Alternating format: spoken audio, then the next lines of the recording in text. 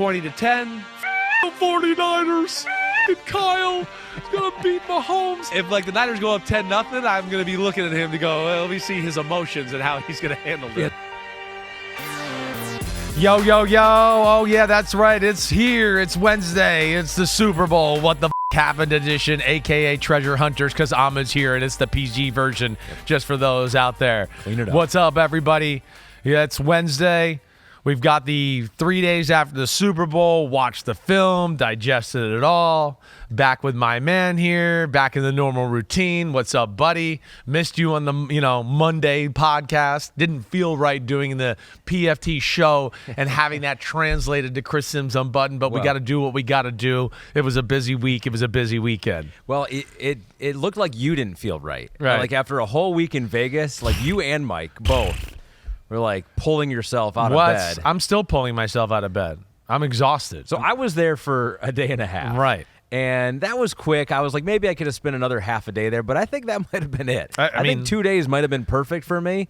I can't imagine. You were there, 8 days? 9 days. 9 days. 9 days. You're not supposed to be in Vegas for much more than 48 hours total. There's a rule. That's like a saying. And it was way too long. Let alone came back Monday, didn't get home till really late. Oh, yeah. Had to get up Tuesday morning, do the show, and I'm still on I'm on West Coast time, right?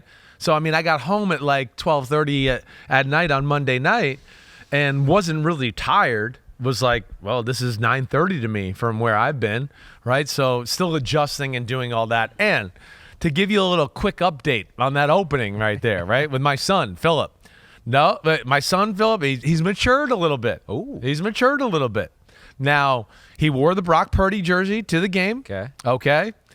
Rooting for the 49ers, no doubt about it. But had a good way of rooting for the 49ers and still wanting his good buddy Mahomes to do well, right? He wasn't ever oh, the 49ers are going to win and throw a fit and all that, and he was always, really my whole family, it was a weird experience on Sunday. It was. So this is what I want. This is what I want. It was to get weird. Into. So, yeah. So we're gonna get into all because it's my buddy. It was all of it, gosh. right? So it was I felt like I couldn't really enjoy the game. My stomach was in knots. So you really were feeling it. I feel like the game was like a fog. Mode. Yeah, a game was like a fog. And then, of course, I don't dislike Mahomes and Andy Reid, right? You know that. Yeah. I'm the one that's, always appreciating what they're doing. Feel like I'm president of the Mahomes fan club in a lot of ways, right? But yeah, so, it was tough. It was weird. It was constantly, feeling the emotions, like I said, for not only Shanahan, his family, his wife, his sister that I know, all of it, kind of going through those emotions. But at the same time with my son, it was cool too because, hey, it's the first time he saw Mahomes in person in a game, right? He's seeing it.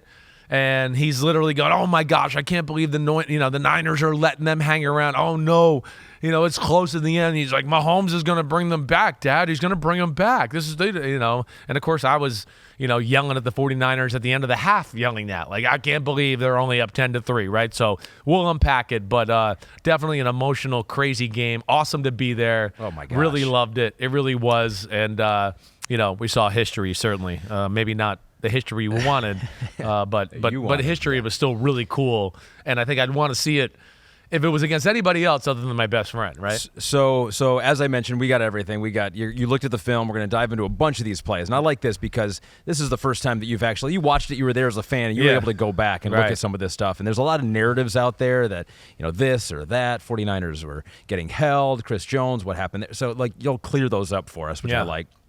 Give me the headlines.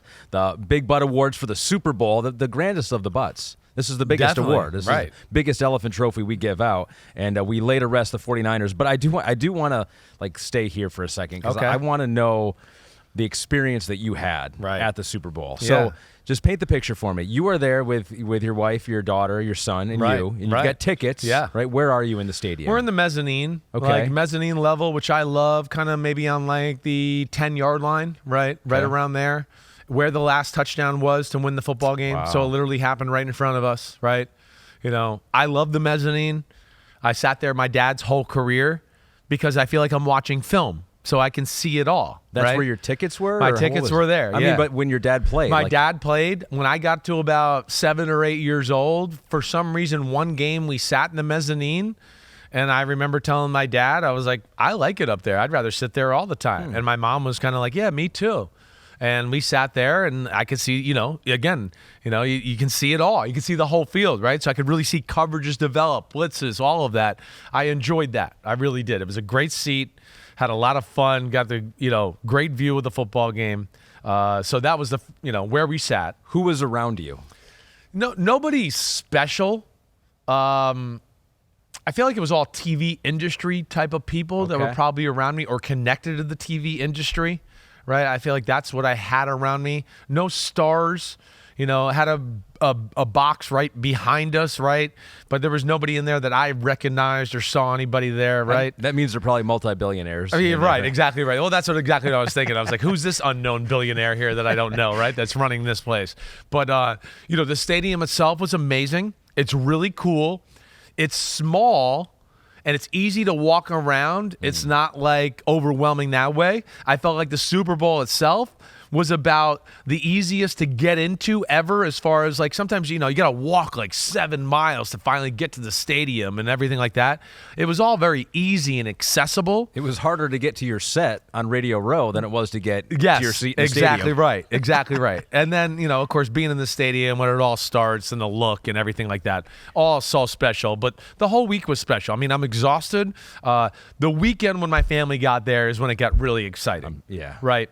I stayed at the Wynn Hotel in the weekend. Okay. The Wynn was the spot to be. It's the best hotel in Vegas. I'm not trying to say like, I stayed at, but I'm just letting. It's the only 5-star hotel in Vegas, right? It's phenomenal. A lot of the big ballers were there. Yeah. Right. I was definitely low man on the totem pole. Who are you rubbing shoulders with? Oh, there? I mean, it was anybody that's who's who in the NFL was there. The owners were there. Josh Allen, Joe Burrow, Stephon Diggs, the Kardashians, Odell Beckham Jr., you say it, they were there. Mike Tirico, Chris Collinsworth, right? My son was a kid in the candy store. So that was awesome, right? And then, to be at the bar in the lobby or whatever else, and you're drinking, and you're like, oh, there's Jerry Jones. Oh, there's Jeffrey Lurie, Oh, hey, there's Stephon Diggs 4 feet from me, And so just to be there in those social environments like that adds to the excitement. And for me, as I tell everybody, right, I am still a fanboy, right? Whether it's the new guys or the old guys. So I love seeing both. So I am all for that. And it was a lot of fun. And, of course, like my kid couldn't have had more fun watching these guys, seeing everybody. Friday night, go to Adele, right? Oh, you did? Saw Adele.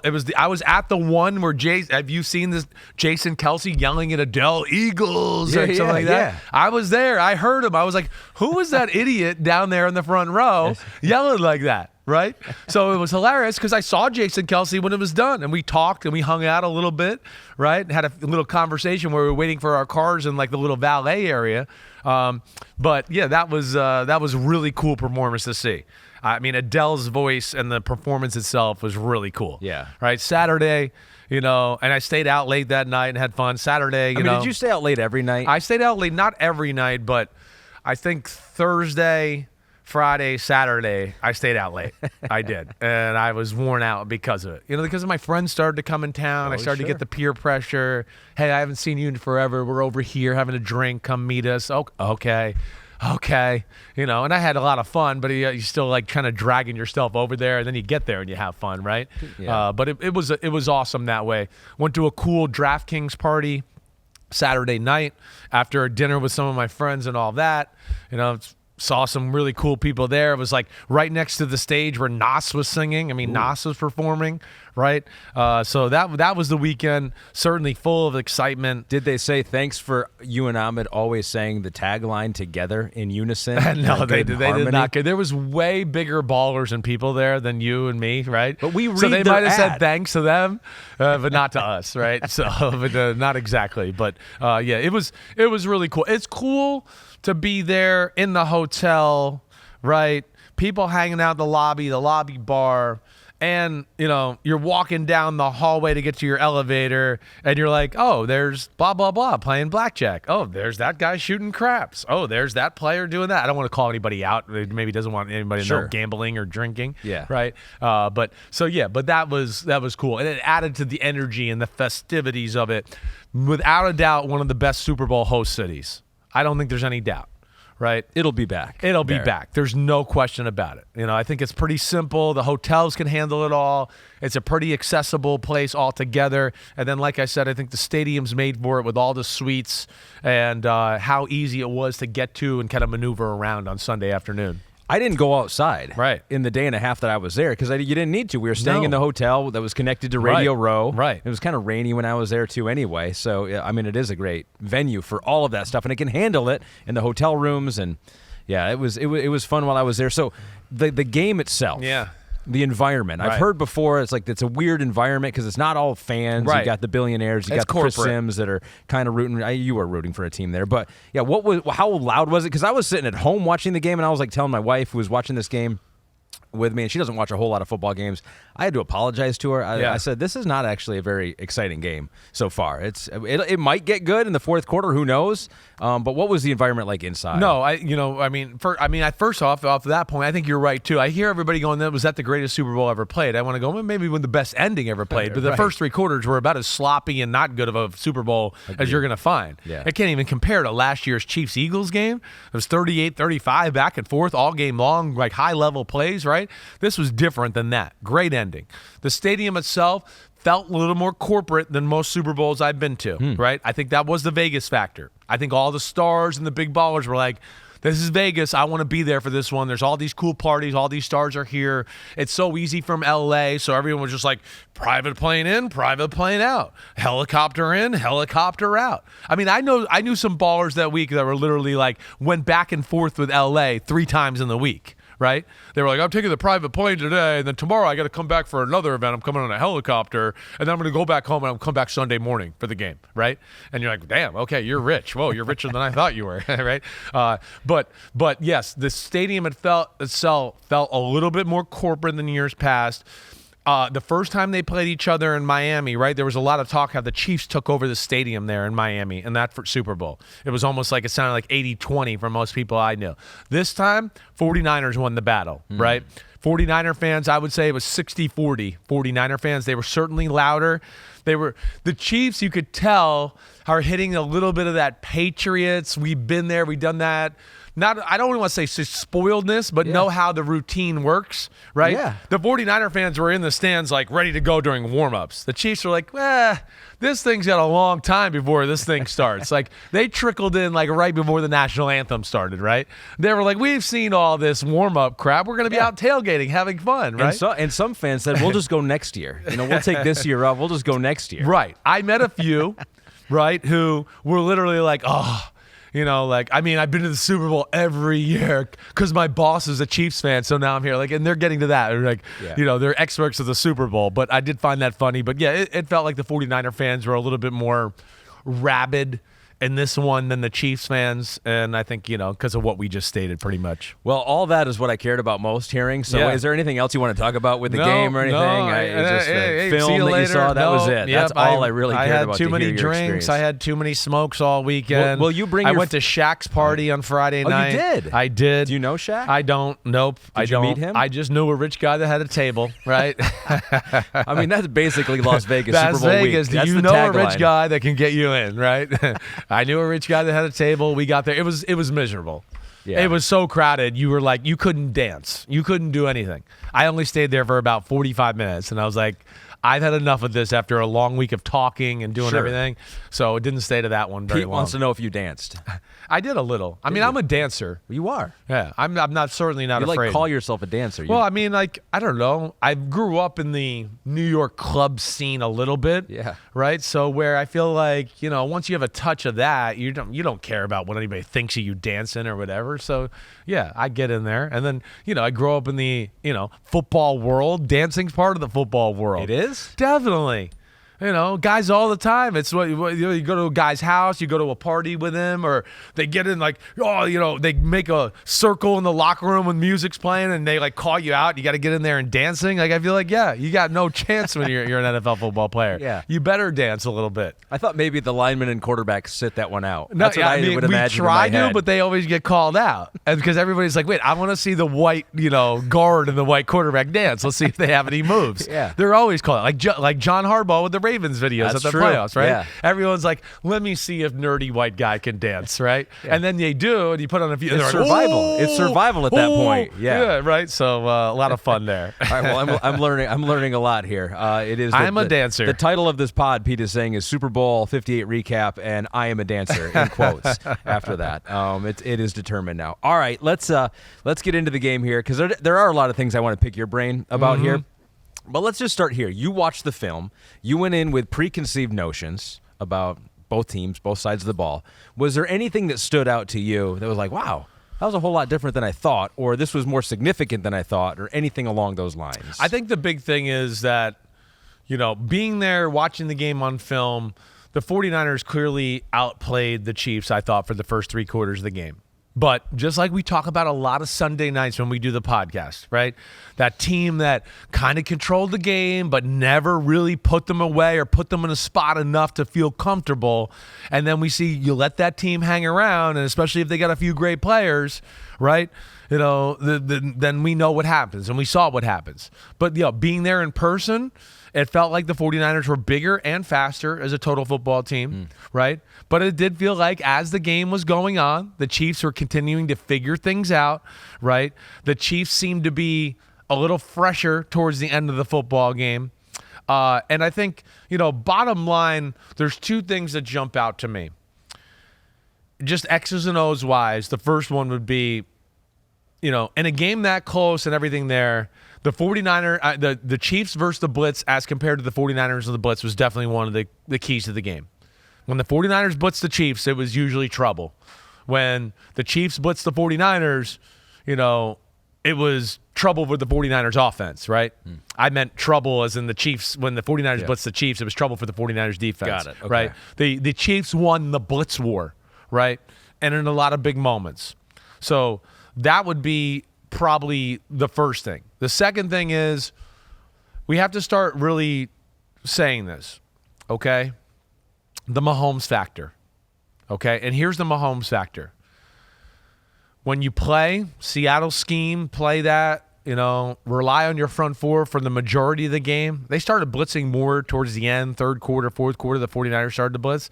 But when you rely on the front 4 all game and you're chasing Mahomes and again, Mahomes is different, like Josh Allen or Lamar, because not only are you chasing him when he runs out of the pocket or scrambles, but also you're not allowed to rush all the time, right? So you're like, I got to rush really hard, collapse the pocket, and then kind of be like ready to go side to side for whatever way he breaks. And you're always moving. You're always worried about corralling him. We're seeing that wears people out. It wears defenses out. That's what happened to the 49ers late in the football game. You could see that in person, right?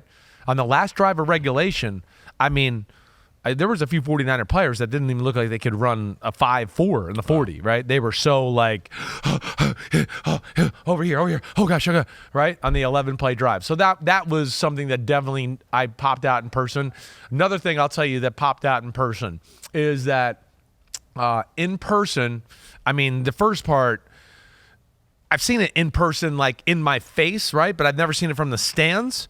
Mahomes' arm is so much stronger than TV gives it credit for. Because he's so relaxed and his arm is so flexible, and the fact that he doesn't have to put power or put like elbow grease into it, you know what I mean? I don't think TV does it justice. Sitting in the stands, watching him warm up, watching throws in the game, you went, holy shit, right?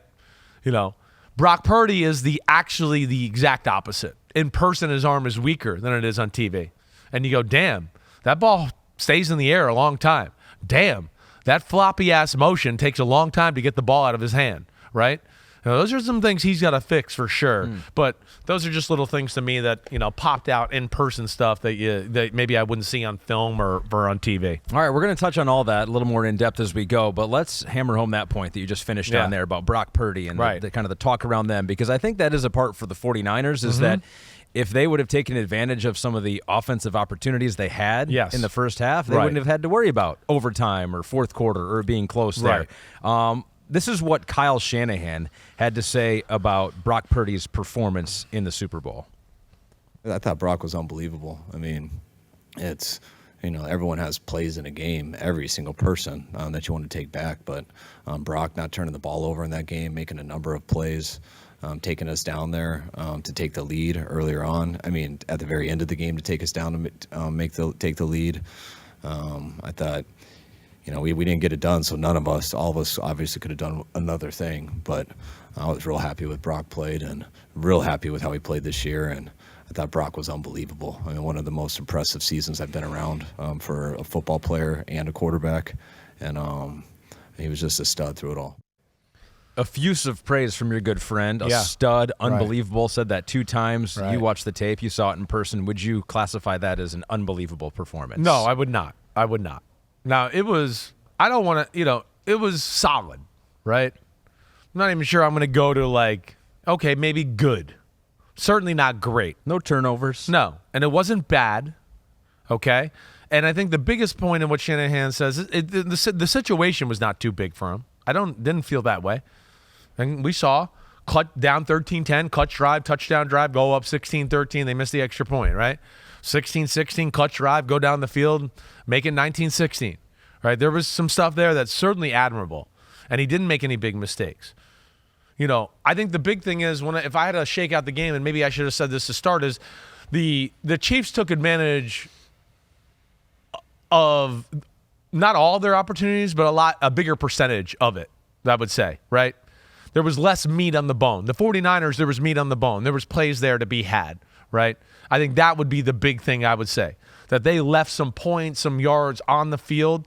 So I don't want to say Purdy played bad. He certainly didn't. But I'm not going to sit here and say he played great. I'm going to say, no, it's solid to good is what he did, right? And then there was a handful of plays, or the other statement I would say is just that, solid or good, but really made no plays to get them over the hump in the football game, which you need to do in the Super Bowl. All right, the 49ers team, I still believe, is probably a little bit better than the Chiefs. I do. But a guy like Patrick Mahomes and his greatness trumps that little bit better, right? And that's where you get into the conversation of I don't know. Can you win a Super Bowl with the Jimmy Garoppolos and Brock Purdy's of the world? Or you certainly got to take advantage of every opportunity you have and put a guy like Mahomes away. That would be the big thing. And I think that's where they drop the ball. Like I said, it was 10-3 at halftime, and if you were sitting next to me in the stands, I had everybody going, what? Because I was going, A. I mean, A. They're only up by one score after the half. And, my wife's looking at me, and Jill Florio's looking at me, and they're like, well, what do you mean? What do you mean? I'm going, they've outplayed them. They should be up 13-3. They should be 16-3 at least. I mean, they were controlling the line of scrimmage on both sides of the ball. They schematically had answers for everything the Chiefs were doing. The Chiefs were still search mode at halftime. Like, wait, nothing's working. What do we do? What do we do? And you're up by one score? I mean, so that's disappointing. And that's where they're going to look back at it and go, not only were there 5 or 6 plays where we can have gone up double-digit points, 2 scores, maybe 3 scores, but also 3 or 4 plays at the end of the game where they're going to go, we could have ended the game right here, and we it up. And that's what sucks for the 49ers. And the Chiefs, of course, being the ultimate get-it-done, clutch, execute in the big moment type of team, even though they had less opportunities, they took advantage of all those big moment opportunities and made the plays or dialed up the right scheme or whatever else. And that would be kind of a big picture thought from me, Ahmed. Yeah, so you and Pete put your heads together and came up with a couple of plays for the 49ers where there was more meat on the bone, as you say. And here's one at the end of the first quarter. I think this is the drive that ended with a field goal to start the second quarter.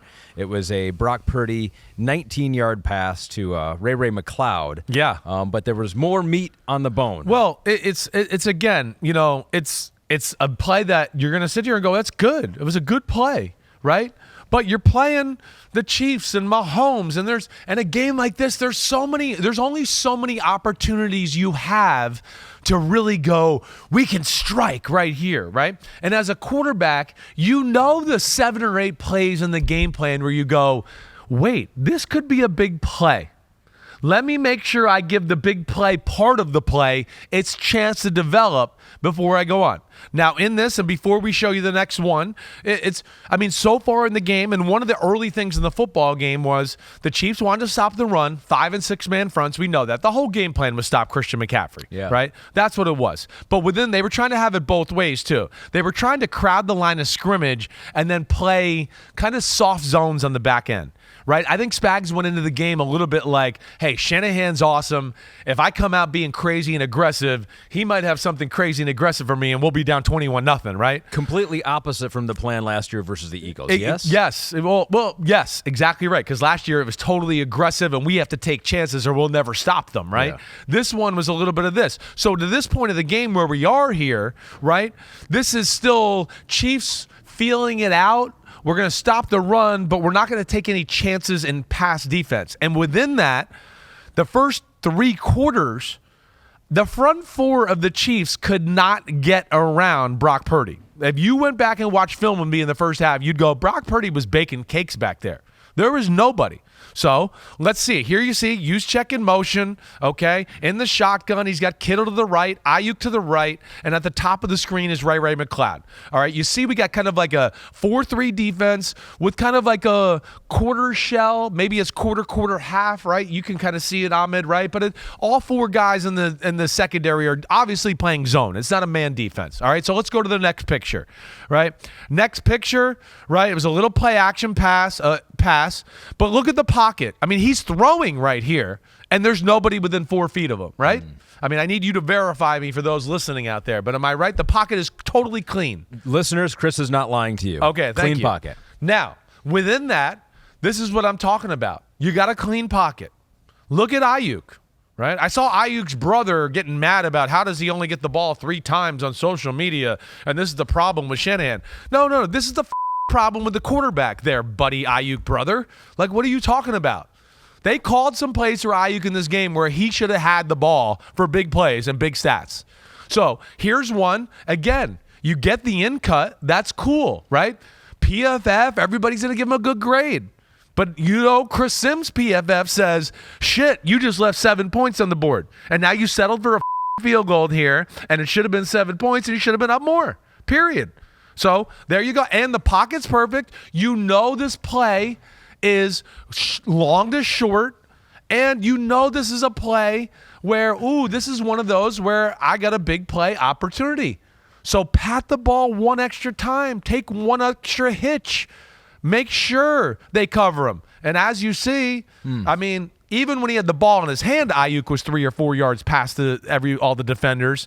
And then here, as the ball's in the air, he's gone. This doesn't really do justice to it. But that ball should have been thrown up in the air to about the 10-yard line, and Ayuk would be catching it, running in the end zone, or L'Jarius Sneed would be tackling him at the 1-inch line, something like that. So there's one opportunity, again, where you don't have a ton of opportunities to score touchdowns and do things like that. And against a guy like Mahomes, they left that on the board. They settled for the field goal. And, of course, you can't settle for too many field goals when it comes to Mahomes and company. And that's one of those plays for Purdy where that should have been a top read, right? It's not one of these plays where, it would have been in the third read or they were trying to get the in cut It is literally read the post corner, right? Look deep, post corner, and here comes the in cut right into your vision anyways, right? So you're almost staying right in the same spot. But for whatever reason, he didn't give Ayuk the chance to really so he could see the clear picture. Kind of like he predetermined it. Like, no, there's no way they're going to let him go deep, right? They're not going to let Ayuk just run deep. All right, let me just get to my in cut. And I think he was too quick there. Now, again, not a bad play. Certainly not. I don't want to say that. But we know that's one, again, the Chiefs, Mahomes didn't have people screaming open down the middle of the field and go, I'm going to take the underneath one, right? When he had one guy open downfield the whole day, he threw the ball of balls, right?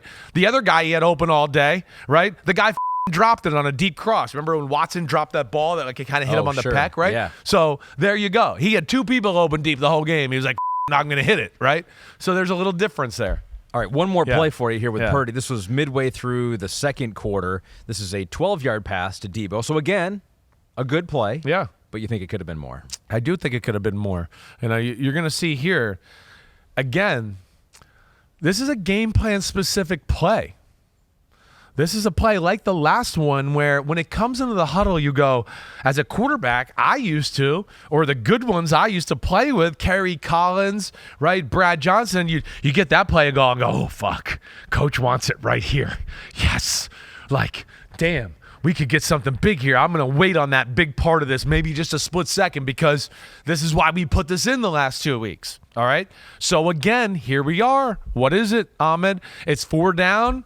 It's nickel. It's a 4-3, but the nickel guy is the nickel linebacker, McDuffie. Okay? Mm-hmm. Now, they get the protection right. They got Debo down here on a tight split. Okay? And you're going to see who is Joshua Williams, number 2, the corner. He's going to blitz off the edge. Okay?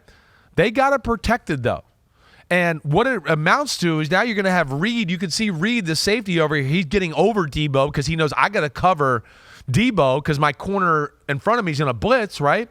And McCaffrey's going to have one-on-one with Willie Gay, number 50, who's in the middle right over the tackle right now, all right? So use checks in motion. Debo's to the left. McCaffrey's offset to the left. Go ahead, Pete. Let's go to the next picture, right? You're going to see Joshua Williams blitzes. See number 2 on the bottom of your screen there coming off the tackle. Yep. They've picked up the protection. It's there, right?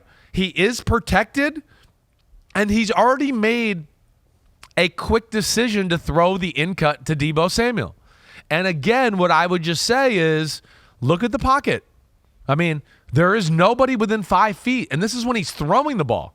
I mean, so it's not like he's throwing it and like, oh, I'm about to get hit. He's going to throw the ball and stand there and still not get touched, okay?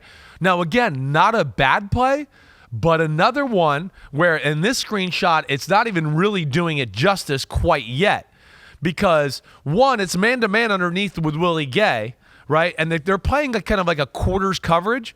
Reed, number 20, you could see here, he's running inside already. He sees Debo break, so he's running inside.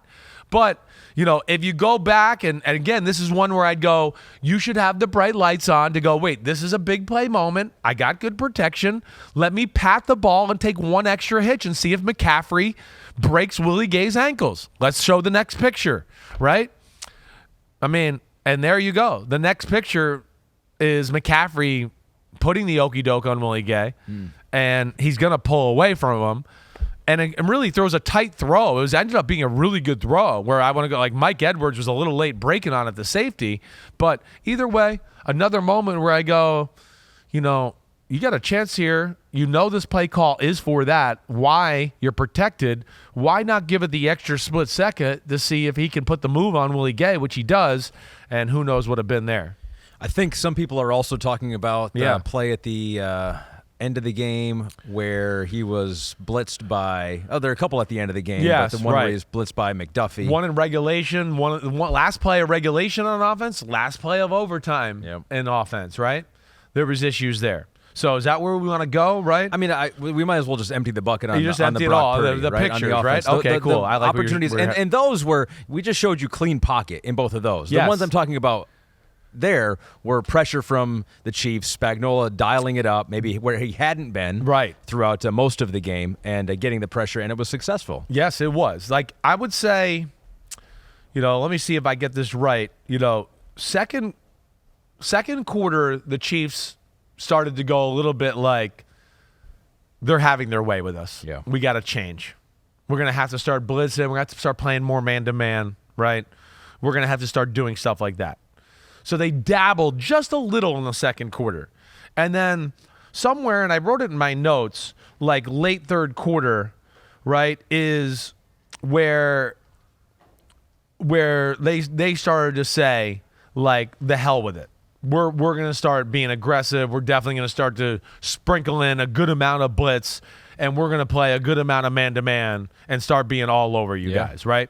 So that's where I would say that happens. I think after it got to 10-0, they dabbled it a little bit, and then as the game went on, it clearly became more and more and more. All right. So let's do Yeah, this. Let's let's go. do it. There's a couple plays here. We'll do the one at the end of regulation, and for that we go inside the numbers, powered by AWS. This is the 3rd and 5 at the 2-minute warning. We got the dots for this one, Chris. They're already high flying, so a preview for those watching on YouTube or on Peacock right now. So this basically, if they get this first down, they can run the clock down. Game's over. Kick a field goal with This is at most 25 seconds. There's to 2 go. timeouts, right? Yeah. Right. They're going to have to use one of them right after this play, which is going to be going into first down. Yep. Right? So now they're going to run. They're going to call a timeout. It's going to be 1:55. They're going to run another play, and they're going to call a timeout, right? No, that'll be. Yes, they got this play. They had 2 155, timeouts. yeah. 1:55. They'll run one more play on first down. 150 now. 150.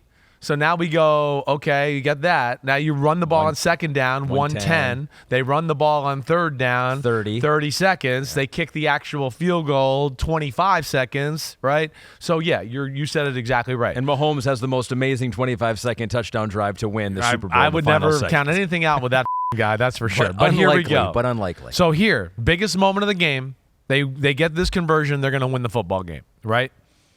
There's the NFL Films clip out here. So they try to make it look like it's kind of like 2-man, right? At the start of this. It looks like it's 2-man right there. But McDuffie times it right, blitzes off the edge, right? They bring Connor, who looks like he's covering George Kittle in the backfield. He blitzes as well. It's a cover 0 blitz. Spags is going down swinging. He ain't going down playing some conservative zone or doing something like that. Plus, he knows for the majority of the game, if I don't blitz, we can't get there. We can't. So he does that. Purdy throws the ball outside to Juwan Jennings. Of course, ball gets tipped by McDuffie. And even if it doesn't get tipped by McDuffie, L'Jarius Sneed's probably going to knock it down. He's all over the slant route. The problem with this play is the ball should have gone on the inside slant to Ayuk, right?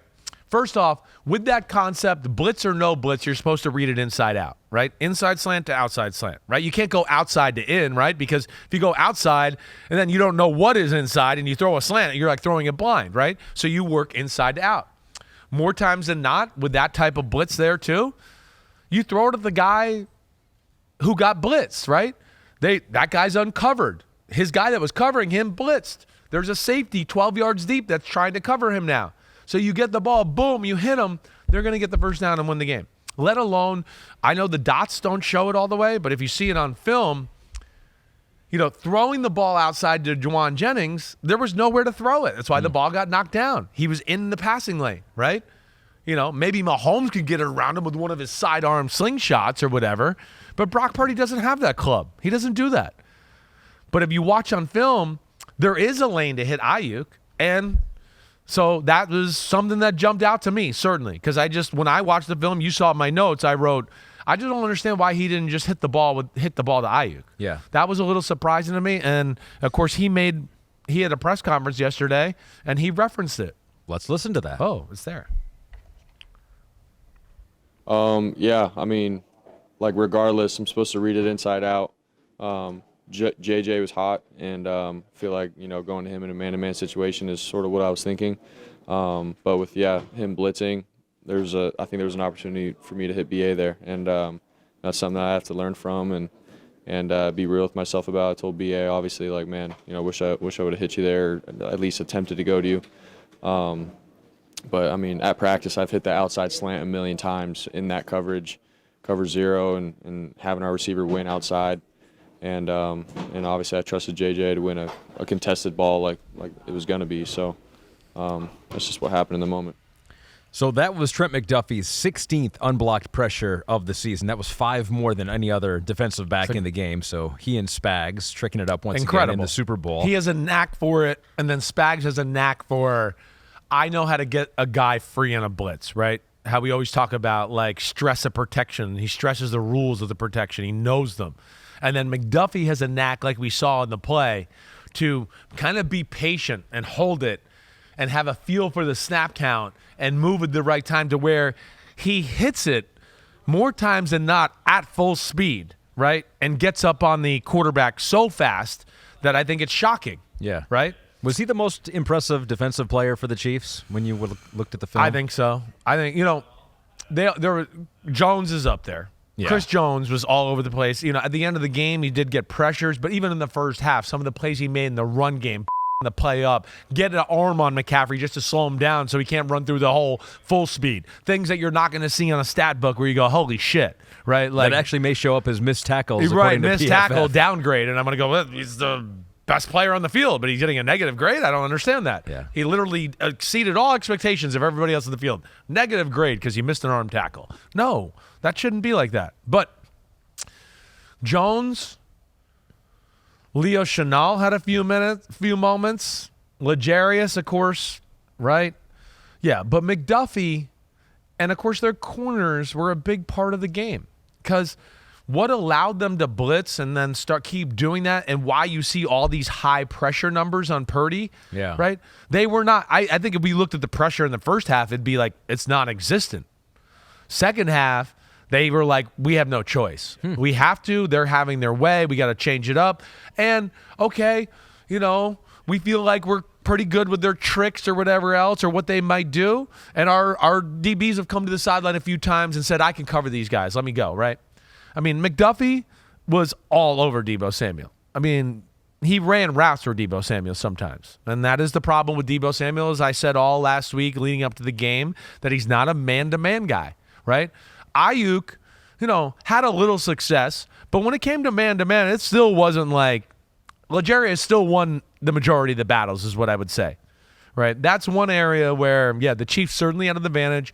The 49ers needed somebody that can really fly. That's maybe the next thing I would say to scare people off a little bit. But, McDuffie, phenomenal. And he's phenomenal in the run game as well and everything that goes with it. With those second-half blitzes, they ended up blitzing 51% of the dropbacks, the fourth in the highest second half? rate in the game. For the game, okay. Fourth highest rate in a game under Steve Spagnuolo. Jeez. A season-high 9 unblocked pressures in the Super Bowl, all of which came on blitzes.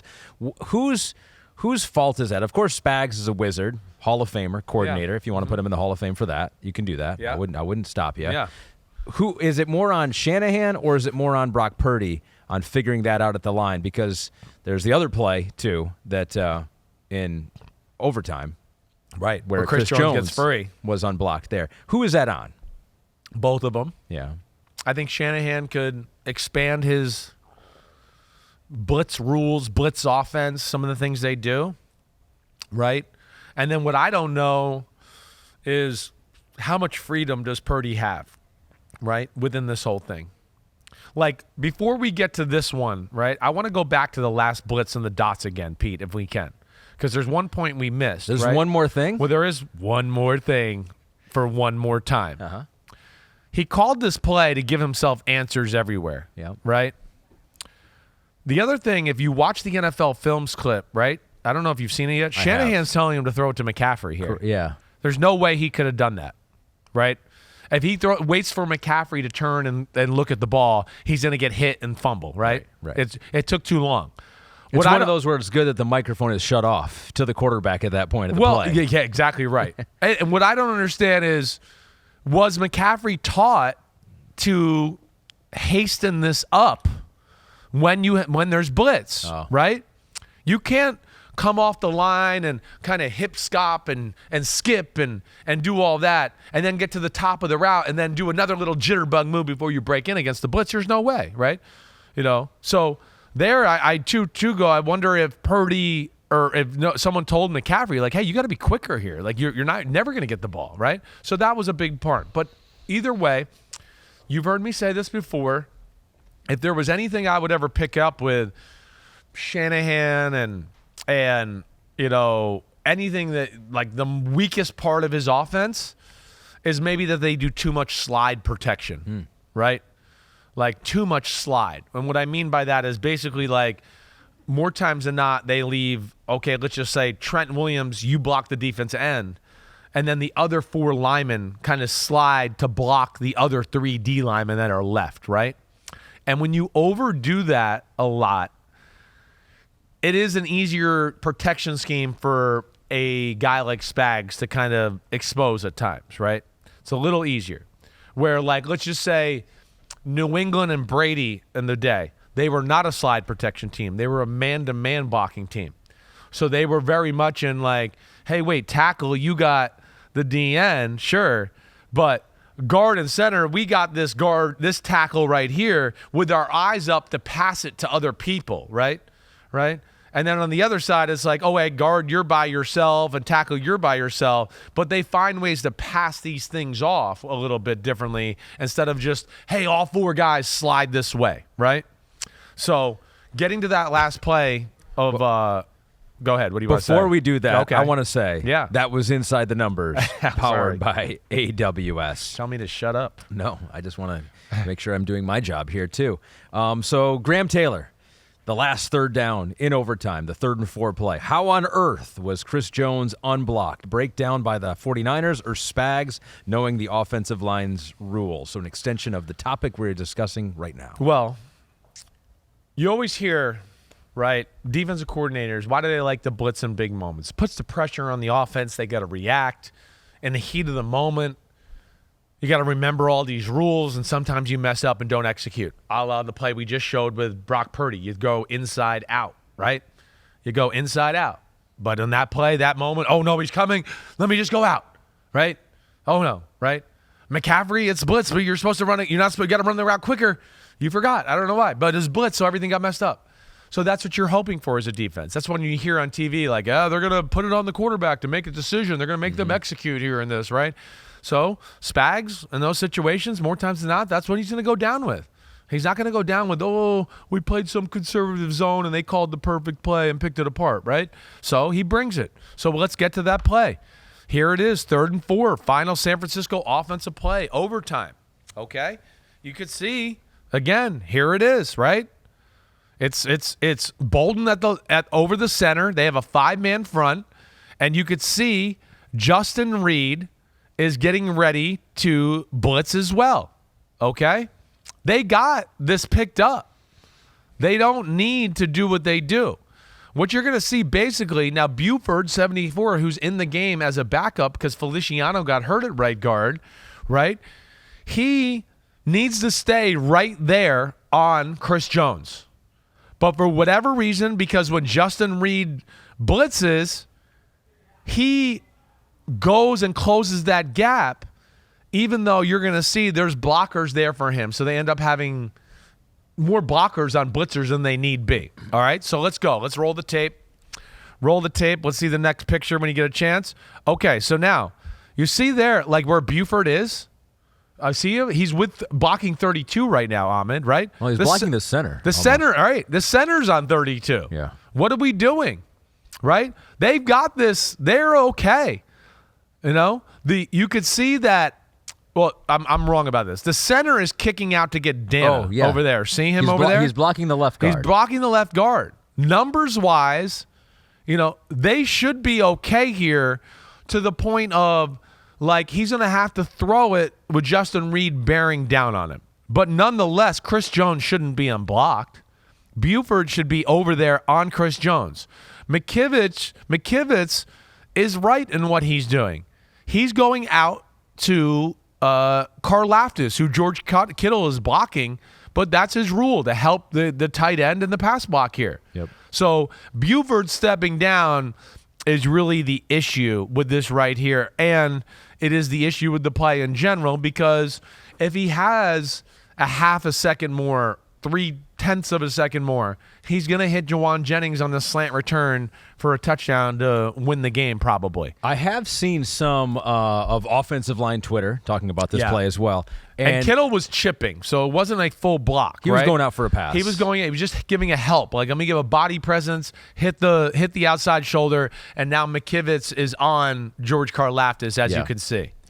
So offensive line Twitter. Right. Talked about the pulling of the center. Yeah. Why? And asking the question, why? What are you really trying to accomplish with that? And I guess maybe to give the run fake, there was a little action to the left. Is it something to the left? Is there an end around?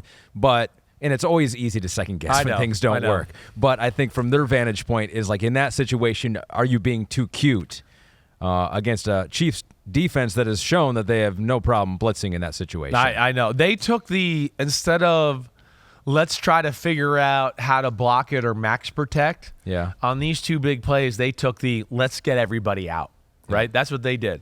Let's trick them. Right? Let's just send all 5 out, and somebody will be open with a quick throw, right?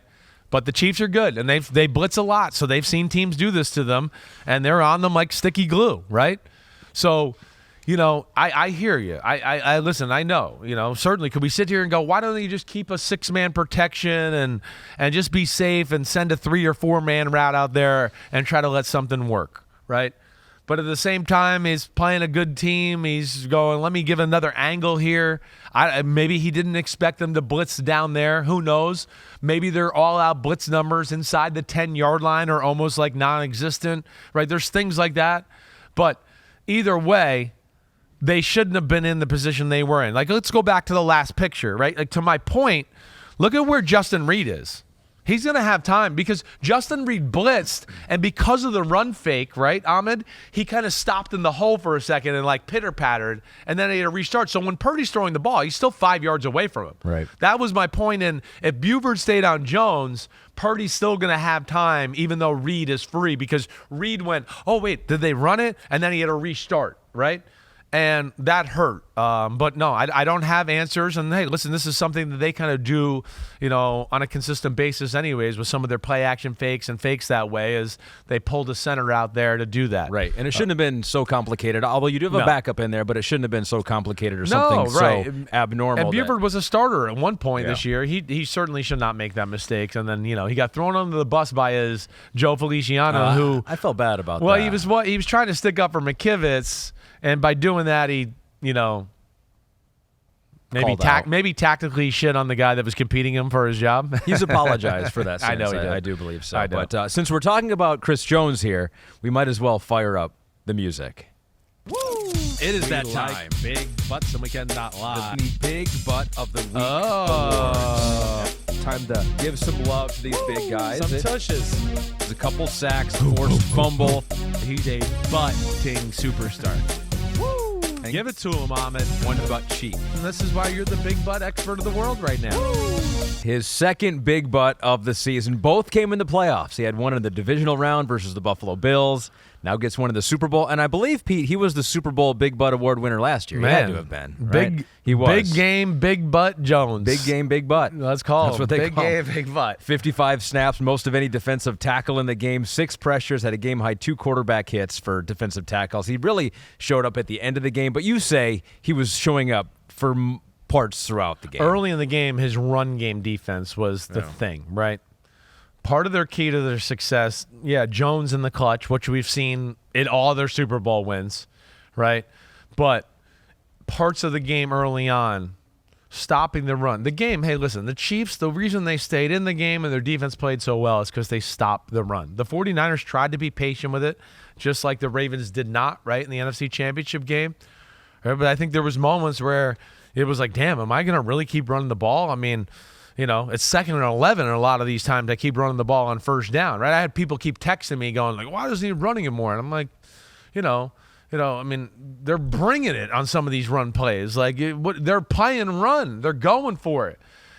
All the stuff they do, like I said, they were playing soft in the back end, but up front, they were pinching everybody, like all D linemen just go in, right? Make a mosh pit. Then the next play, it's a different alignment, and it's a different movement. So they make a mess of things. And Jones' ability to be athletic, play different positions, hold his ground, and when he's being double teamed, shoot a gap, or, hey, my guy over me pulled, I'm going to follow him right down the line of scrimmage and tackle the damn. I mean, those are the things that he is phenomenal at. And, that's, McCaffrey, I know it says 22 for 80, right? Yeah.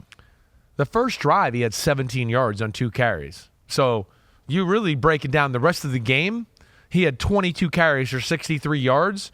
And what I even take away from that is, like, on the last drive of regulation, I think he had another run that was like 8 or 9 yards where you just go. So there was a lot of carries, I'm telling you, that were for nothing or for 1 or whatever else.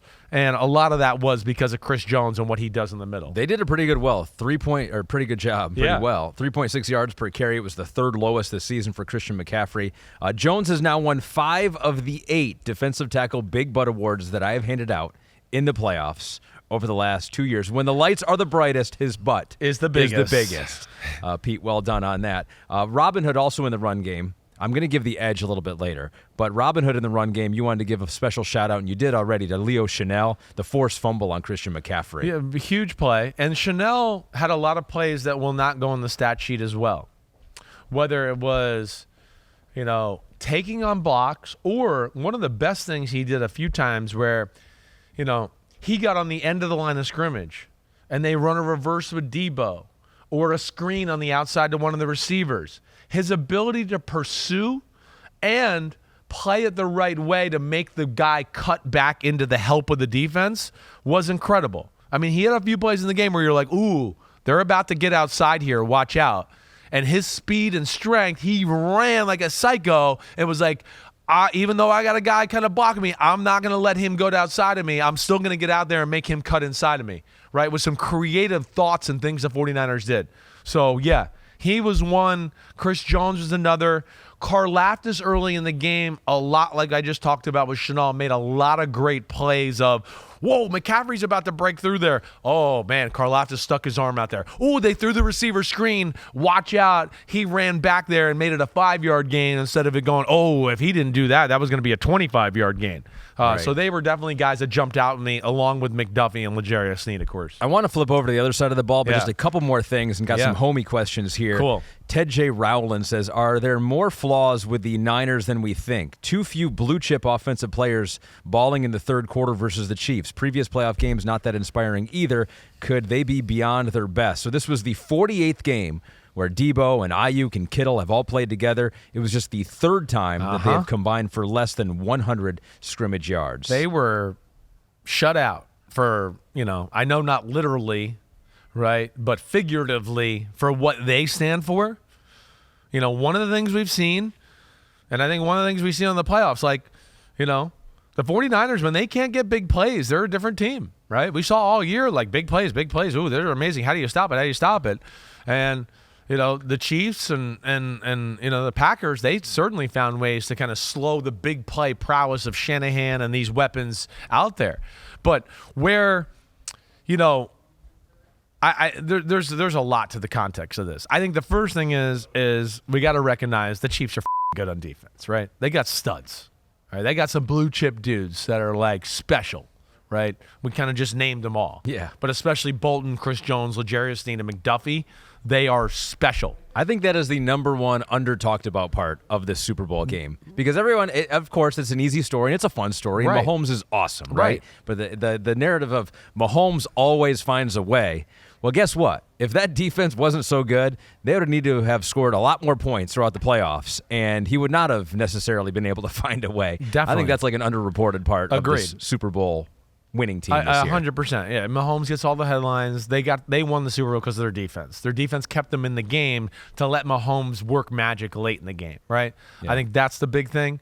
Let alone, like we've said maybe for 3 years now, the Chiefs are so much tougher and physical than they ever get credit for. They're cool, and it's Mahomes and sidearms, and I know it was Tyreek Hill, and it's Kelce and Taylor Swift, and everybody wants to talk about that. But when the game gets physical, the Chiefs show up. And that's one thing that we can never forget. And I think that does get lost in translation, right? Oh, how do you, you've heard me say this. How many times have I joked about it? Oh, we can't stop the 49ers run game. Well, they did twice in 2 Super Bowls. Oh, Derrick Henry in the AFC Championship game. Well, he couldn't go anywhere. The Eagles are the greatest running team we've ever seen with that offensive line. Couldn't do it, right? Game plan, Yeah, players, Ravens dudes. said, we're not even going to try. Ravens said the hell with it, which is crazy. Right. But to our man at Ted J. Rowland, right? Yeah. I think there's hey, Kittle is not as explosive as he once was, but he's still really good. Debo, as you see, and this is something that we've talked about in a lot, is he's not a man-to-man guy. He's zone space guy, and then it's watch out. But when he has to get off jam and line of scrimmage and do stuff like that, he's quick and can accelerate, but guys like McDuffie and L'Jarius Sneed are like, I can beat you in a race every day of the week. It was a bad matchup for him. Right. So I'm not going to overplay, oh, no, you faked like you were going deep, right? So it's a bad matchup, exactly like you're saying. Those guys have the speed to go, I can kind of go 90% with you and wait for you to cut, and then I'll turn it back on, right? So that's where they have the advantage there. course, great game planning. This is two teams that really knew each other. That's the one thing I'll say, too, right? I felt like the 49ers actually knew the Chiefs more in a lot of ways, but obviously it's great knowledge of both sides' scheme by all coordinators, right? So that's tough, too. You're not going to be just getting people screaming wide open. Also, to the point at Ted J. Rowland, we've showed 4 or 5 plays where the blue chip players probably could have got plays. That's not even including, the fake run fake and Debo's running down the middle of the field for a touchdown and he overthrows him in the end zone, right? And again, I think they scored on that drive. I think that was Jawan Jennings, a 4th down conversion out route to Kittle, the same drive, so it didn't come back to hurt him. But again, our point, too, was that there was some opportunities for some big plays. There was a 3rd down in the 4th quarter, late 3rd quarter. You might remember this play. He throws Ayuk on a deep out, right? They were 3 for 12 on 3rd down. Magic Man was 9 for 19 with almost nobody open the whole game, right? 3 for 12? That's a quarterback down. That's where I can't get behind my friend's comments and go, he played unbelievable. Everybody in football knows 3rd down is quarterback down. That's why every year, who leads the league in 3rd down conversions? The Chiefs and the Bills, because they can't stop their quarterbacks on 3rd down. That's how good they are, right? But back to the play, and this is one I wish I would have wrote down too. You might remember it. He sits in the pocket. He throws to Ayuk on the left sideline on an out route, and the safety Edwards almost kind of undercuts it for an interception on the 49ers sideline. But he threw it high and outside. It wasn't like that close, but you're like, if he threw a good ball there, that might have been. That play there. Deebo Samuel's screaming wide open on a shallow cross. Uncovered. Doesn't get the ball. How about the drop Deebo Samuel had in the 2nd quarter of the game, the shallow cross? Now, again, I'd like Deebo to catch that, but that was not a good ball. The ball was at his knees. If that throws in his chest, Deebo's running for another 30 yards. He had another throw to McCaffrey who ran an out route and then came back in. It might have been the 3rd quarter, or maybe late first. I can't remember exactly what. I got too many plays in my head. Yeah. But same type of thing where McCaffrey had to go down to the ground and catch it. And I go, if he throws it to McCaffrey in the chest, he's going to run for another 20 yards. So those are some things where I can't get behind the, Brock did good, but I'm not going to say great. Orion Chuslowitz says, hi, guys. The Shanahan scheme does more than any to work around average quarterback talent. However, in the postseason, the best defenses will get you into 3rd and long more often where it seems to run out of answers. Does Kyle need to find his staffer to truly find a solution to this? This is I kind of was just broaching on this subject, right? That's a perfect question because this is kind of what I was just saying. A couple plays go their way, and they do win without their Stafford, I will say. I know. But that's the same thing we said about Garoppolo. Yeah. Right? And the other sort of Super Bowl. We're in an era right now, and I said this to Florio today, and this is great, just food for thought conversation. It's 2023. It's the passing league right now. It's the quarterback league more than it's ever been. Right? It's getting to the point to me where it's like, you better be significantly better than the team with the great quarterback, or that great quarterback can close those gaps. Right? I really have no problem saying, like, this year, last year with the Eagles, the first time they played each other in the Super Bowl, Chiefs and 49ers, I really feel like the better team on the field was the team that lost, right? But not by enough that they could cancel out the greatness of the quarterback. It's crazy, right? And that's where I'm not sure, right? The only time I can ever say we've kind of seen that here in recent history, I feel like is when Nick Foles beat Brady. But Nick Foles played out of this world good. And we came back from that game going, he took advantage of every opportunity and then some. I've never seen Nick Foles play like that in my life. Right? He played like an elite quarterback. He played like he was a superstar that day. Yeah. So there's one. But I really, in this era of salary cap and the teams are so close, right? Even when you may be the better team, if that other team has the quarterback, man, you better play the game pretty perfect if you want to upset that guy. And I think it's, it's a real topic of conversation. So let's get to that other quarterback then. As we flip over to the other side here, Patrick Mahomes via sports data guru Neil Payne. And you trust him because he's a data guru. He knows his stuff. Since 2001, there have been 125 playoff drives in the 4th quarter with under 1 minute left and the offense trailing by 7 points or fewer. league-wide, this is clutch time. League-wide, only 90% saw the team get the points they needed. Oh, I'm sorry, 40%. Jeez. Only 40% Only saw the 40% team get the points we they need Neil needed. Payne, the data guru, to read his own stat here. Right. 40% saw the team get the points they needed. Brady was 46%, so above average. Drew Brees, 50%, 3 of 6, so above average. Mahomes, 100%. He has done it 7 out of 7 times. He's unreal. I mean, I think he's the greatest thing I've ever seen. I know Brady has all the hardware. I get that. But he's past Rodgers in your mind, peak Rodgers. Yeah, he has. Definitely. I think when you yes. I mean it's incredible. Brains, brawn, likability, feel, instincts, whatever, are off the charts. Clutchness and big moments, off the charts. Again, it's 6 years, it's 6 AFC championships, it's 4 out of 5 Super Bowls, it's winning 3 out of 4 of those. It's incredible, right? I mean, you look at what his playoff stats are at the age of 28 compared to Brady, because it's not even a comparison. Like, I know the Super Bowls are the same, but one guy's carrying the team, the other guy's just being part of a great football team and running the show. That's right. The other guy is like, he is the show, and then we fill things around him to make it work, right? That's what's incredible. I mean, it's the greatest thing we've ever seen. And yeah, he's the greatest talent I've ever seen in my life in the NFL. And really, when it comes down to it, I know, like, hardware-wise, he's not Brady, but he's, to me, a greater player than Brady. Yes, and I don't say that lightly. But again, like we've talked about, Brady got to grow into something. From day one with Mahomes, they were just like, carry us.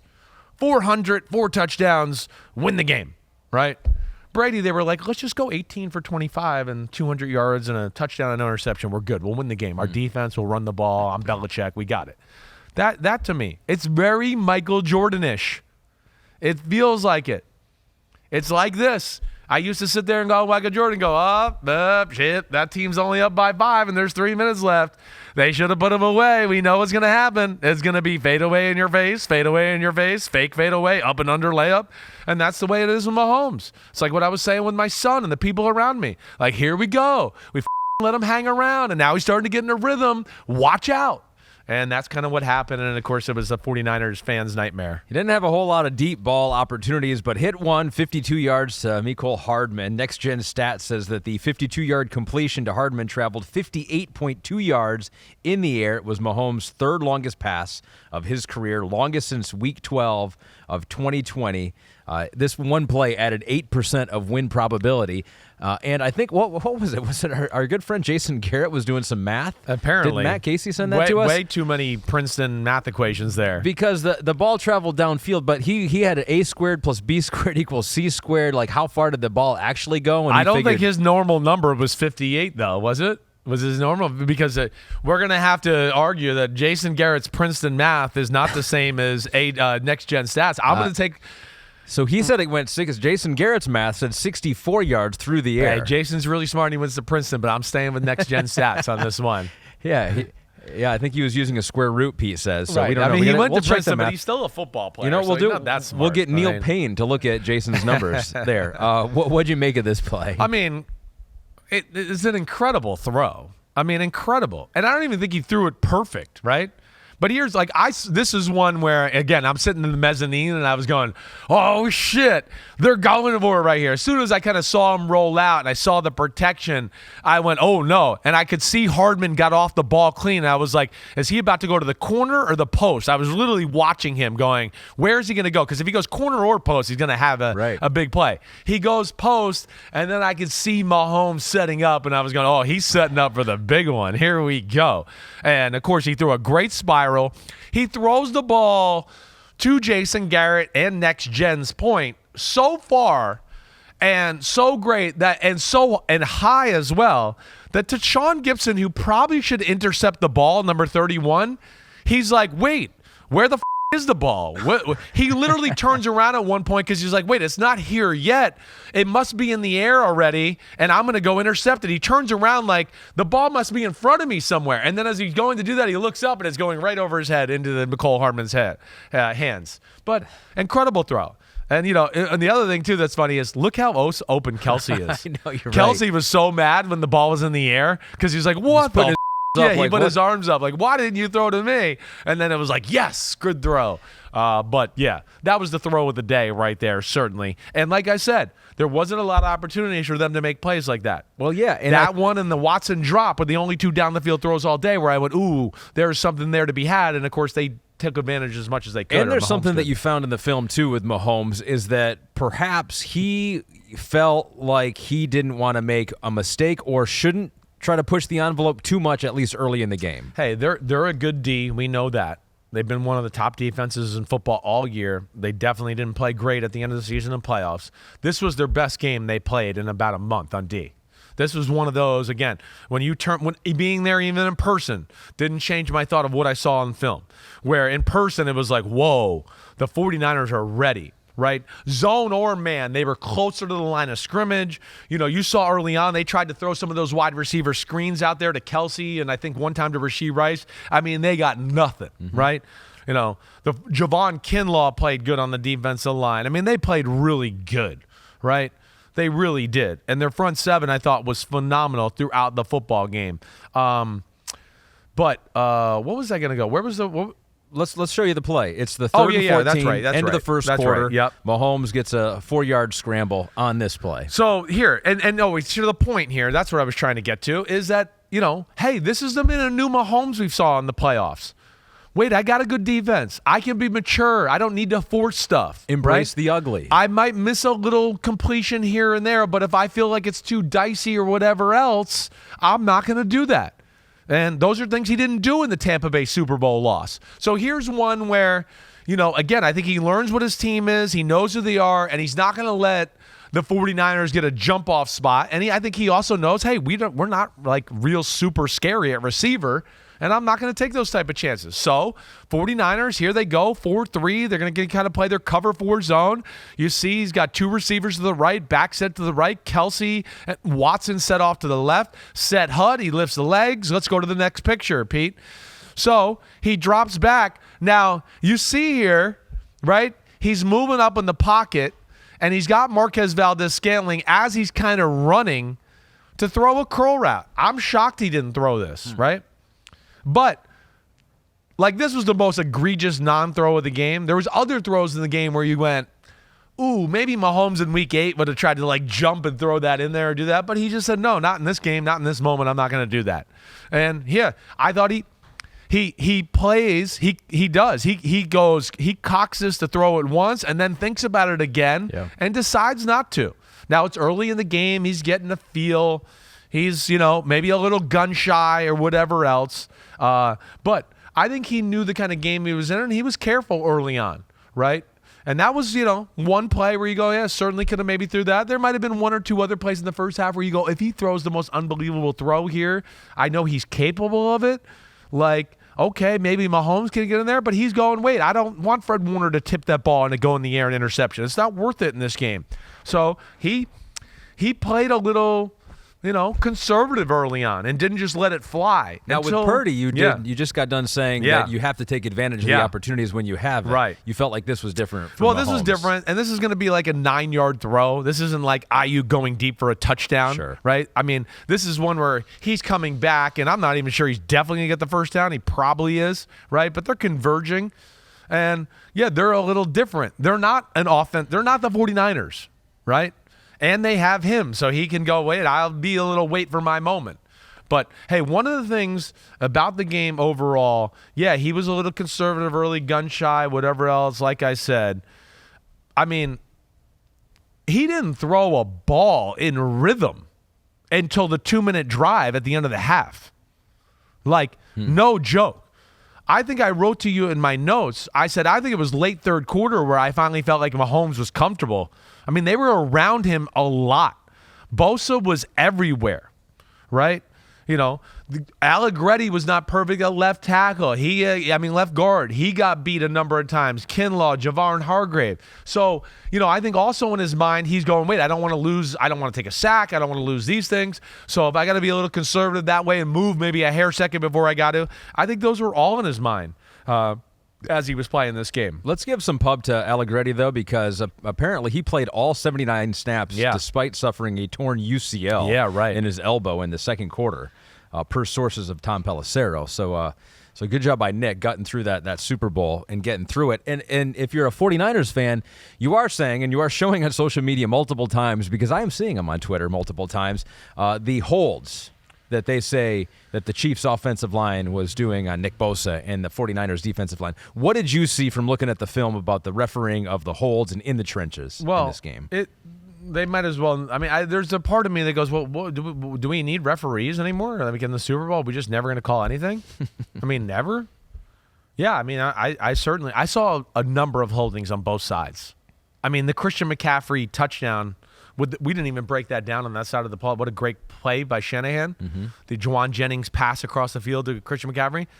He's going to lose 3 yards. The guy, horse collars, George Karlaftis, is about to break free and make the tackle. All right, so there was that too. There's my end of the day statement would be that watching the game back, I felt like the Chiefs were held more than the 49ers in big plays, right? Now, I know there was a few pass plays on each side of the ball where I went, oh, man, that looks like that pass rusher got hooked there. That looks like it could be holding. And I think it is holding in Week 12 in the regular season. But in the Super Bowl now, that doesn't seem to happen. I did not come away from the game going the 49ers got screwed. Where I did come away is going, I feel like my friend Shanahan's cursed, right? Mm-hmm. Get faced with that decision the first time ever in Super Bowl history. A guy hits a bad punt and it goes off your guy's foot. Your all-pro middle linebacker just tears his Achilles running onto the football field, right? What else happened that was crazy? Oh, you have an extra point blocked, right? Those are some crazy things, some crazy bad breaks that you just go, are you kidding me? Right? Totally. So that's where I feel. I'm not going to say they got jobbed by the refs. I'm not. I was feeling for you, though, because you are now living my nightmare from the last 2 weeks, having to defend an NFL head coach that you like and respect for a decision that was at worst 50-50 and at best the right decision at the time. I feel like I was doing the same thing with Dan Campbell. It's like at worst it's a 50-50 toss-up. You could go either way on it. And I felt the same way with Shanahan on that call. I don't think kicking the ball in that situation, the third possession, and people say this all the time now too, or not all the time, but people are saying this, that, well, if he would have known that the Chiefs were going to go for 2 all along, if the 49ers scored a touchdown and then the Chiefs scored a touchdown, then you don't do that. But in my head, I would assume every team would already know that in that situation, if the first team scores a touchdown and the second team scores a touchdown, the second team is always going to go for 2. Like, that's a given. Why would you kick the extra point and then kick off to the other team, allowing them a chance to, like, they just scored a touchdown on you, so clearly they can move the ball. There is no situation where that second team would ever not go for 2 there. I don't get that. I think that's fair to question, 100%. You're right. Like, maybe that third possession thing is not good. Now, where I can defend him in the third possession thing is going, we set the Super Bowl record for field goals, 100%, and it become a field goal game, right? That would be, yes. So I'm thinking and again, I haven't talked to my buddy. There are a lot of other scenarios that are not touchdown. Exactly. Yeah. Right. And I haven't talked to my buddy. I sent him a text after the game. I haven't heard back. Yeah. So again, I don't know. But my big thing I would say is, the game, they did go, it sounds like they went into the game with that was their plan anyways. Mm-hmm. The game itself lend it to that thought. Oh, we'll kick a field goal. They'll kick a field goal. We'll get the ball back, and we'll win the game and kick another field goal, right? I understand that. Now, I think the thing that has to be questioned a little bit is, like you're saying, first off, do you want to give the ball to Mahomes in that position? Yeah. Right? But now where I'll also say here, right, and I know Shanahan didn't say this right after the game, but he said it yesterday, and John Lynch said it too, because I said this Monday morning. His defense just got done doing a CrossFit session at the end of regulation. 11 plays, 63 yards, and a hurry-up offense, right? 11 plays, 63 yards, in a minute and 50. So that's I know when people go, well, this is a long drive. It's a 17-play, 10-minute drive. That's easier on a defense than it is when it's 11 plays in a minute and 50 seconds, right? They're getting like on a 17-play drive that goes 90 yards, you're getting like 35 seconds between each snap to go, okay, I got it.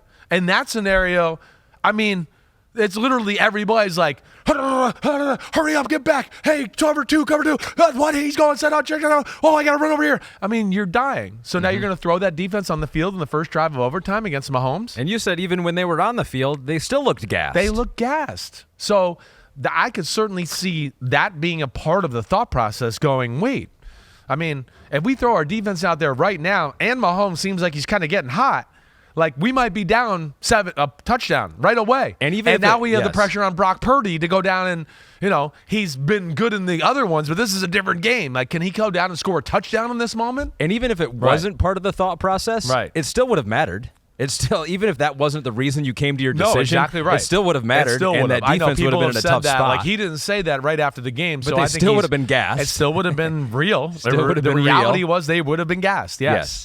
So yeah, I feel for you because I was you. I was you 2 weeks ago. I will say, it's a tough one. I will say, though, your friend was a giant meathead by going for fourth down in the fourth quarter when a field goal would have tied the game. Right. So I will call him out. Well, I'm actually not calling him out if you've listened to the podcast. I agree with that call. Now maybe he and I can have a conversation with you and finally get you to the dark side. I know, and I heard Romo say this during the telecast a little bit. I think was going to be a little more gutsy in this game, other than what people want to say about the overtime decision, which I don't think is about guts, right? I think there's more to it than that. But he felt like he had to take this game. You had to take it. I think he's not a trick play, throw to the receiver, throw the ball across the field type of guy. I was shocked with how aggressive he was in those situations with that play and then going for it in fourth down in the fourth quarter. He was a little bit like he was trying to do what we've talked about the whole pot. I got to put Mahomes in a spot where he can't do this to us, right? I got to do it. And he was trying his damnedest. And that's why he went it on 4th and 3, because he's going, wait, if I can go up 4 right here, man, can Mahomes really go down and score a touchdown right now, right? Or we think he will, and we need this touchdown because we think that could happen. Right. Exactly right. And then, we scored the touchdown. They scored the touchdown. And all we need is a field goal to tie it if that's what it really happens too. Yeah. But, I think he realized that. Like, I got to do this. So how surprised were you when he did that? He's been by the book for the whole year. I was not shocked at that moment. I was not. Because I think he looked at this as like, hey, this is a moment. My defense has been pretty good anyways. We've given Mahomes trouble all day. We are down there. Here's a moment where I can really take control of the football game. Right? And I think that's where he did it. And, of course, it didn't have the effect it was supposed to because they blocked the extra point. I know. Right? He kicked the ball low. The guy barely jumped. It barely went over the offensive line's helmets. The guy that was there wasn't like it was like Air Jordan was like, get out of the way. Let me smack that back into the stands. The guy barely stuck his hand up and blocked. So it was a low kick to begin with. But this is my biggest pet peeve with that play. Right. Is that it happened, they got it, they scored a touchdown, and no one is talking about that play. But Dan Campbell does it twice and was very successful in the regular season. Neither of them work, and it's a discourse for a week and a half talking about how they blew the game. He succeeded. So, exactly. People aren't going to talk about it. To the victor go the spoils. Exactly there. Right. Exactly right. And also the last thing on that too, it was really making me mad is that hearing so many people talk about the overtime decision is that when you give Patrick Mahomes 4 downs, they're almost impossible to stop. Right. And I'm like, that's what I've been saying. You give a good offense 4 downs and you do that more often than not, they are very tough to stop from scoring a touchdown. I'm like, I hear you. That's my whole point. I hear you. But people are you could have got up 17. There's a don't go back. Game, don't go back there. Don't go back there. Don't go back there. But I will say to your point, and that's where maybe if you went into the game, and it's a tough one because of what we just talked about, the end of the game, end of regulation, the drive, the amount of plays, your team's on the field, you have a linebacker down already. Lemonnier and who was it? The other safety, Jaylen Brown got hurt on the Kelce shallow cross, right?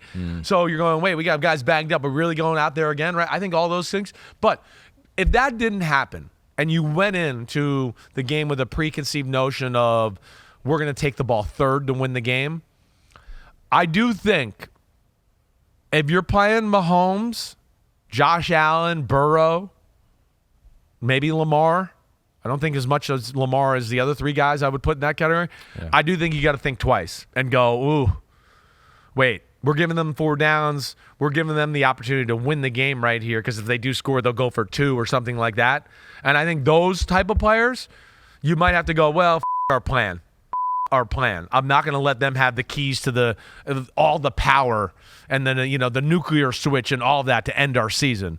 And I think there is something to be said that, but there are a lot of other circumstances, of course, that played into this one. So we've got other plays here, and I think they illustrate a couple of different things. There's an audible late in the fourth quarter here. This is when Mahomes is taking control of the game. It's a 7 yards to Jerick McKinnon. We've got 3 screenshots on this one. What did you want to point out on this? I'm not even. Oh, so yeah. Here we go. Yeah. This was the blitz. This was the topic blitz of stuff. The Chiefs had a better plan on. No doubt about it. Defensive linemen and linebackers. Remember and the corners away. Yes, we're going to show them all because they had a plan. And then, of course, when you have a quarterback like Mahomes, look at him right now. He's going, they're blitzing me. You protect here, blah, blah, blah. You could see the whole O-lines looking at him going, what do you want us to do, master? Just tell us what to do, master, and we'll try to do it, right? So that's where, again, it's Mahomes. They had a great plan. They were ready for it, and he's an amazing football player. It's I talked about like their pass rush had been getting there all game long. Oddly enough, and this is one thing I'll question before I dive into this play. After the muffed punt touchdown, right? Mm-hmm. I felt like the 49ers panicked a little on defense. And I wanted to be like, why? It was one play. You're playing great. It got to that point where they went up 13-10, and I feel like the 49ers were like, oh, they gashed us for a play. We can't do this anymore. And they started, I wish I would have told Pete this to look up the numbers after that Marquez Valdez-Scantling touchdown, because it felt like after that play, they started to go, let's blitz more. Let's play more man-to-man. And I wanted to be like, what you've been doing has been awesome. Why are we going aggressive here, right? I just talked about like Mahomes is being a little conservative. Their front four was getting there, right? The few times, I know we showed one play with Valdez-Scantling open where he didn't want to throw it, but maybe there was 2 or 3 other plays the game where you go, ooh, this guy's open. But on those plays, the pass rush was there. Mahomes didn't have time to actually throw it, right?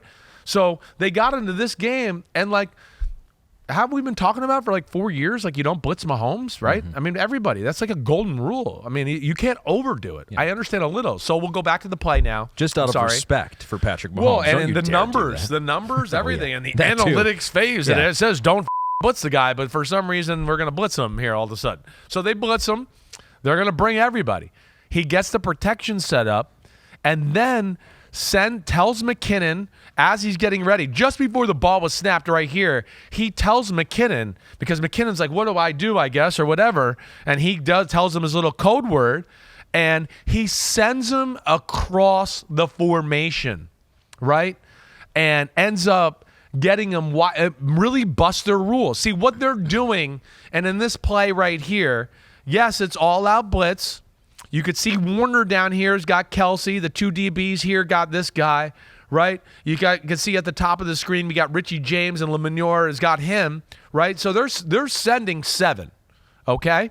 And they're thinking, okay, McKinnon's on this side, and he's going to pick up the blitz and just block so we don't have to worry about it. But one of those guys on the offense's left, the 49ers defensive right, one of those guys, if McKinnon did run a route, is probably told you got to peel off and cover him, right? If they free release him, like we saw the Niners do against the All, if they just free release and go, one of those guys goes, oh, shit, I can't blitz. I got to go get him, right?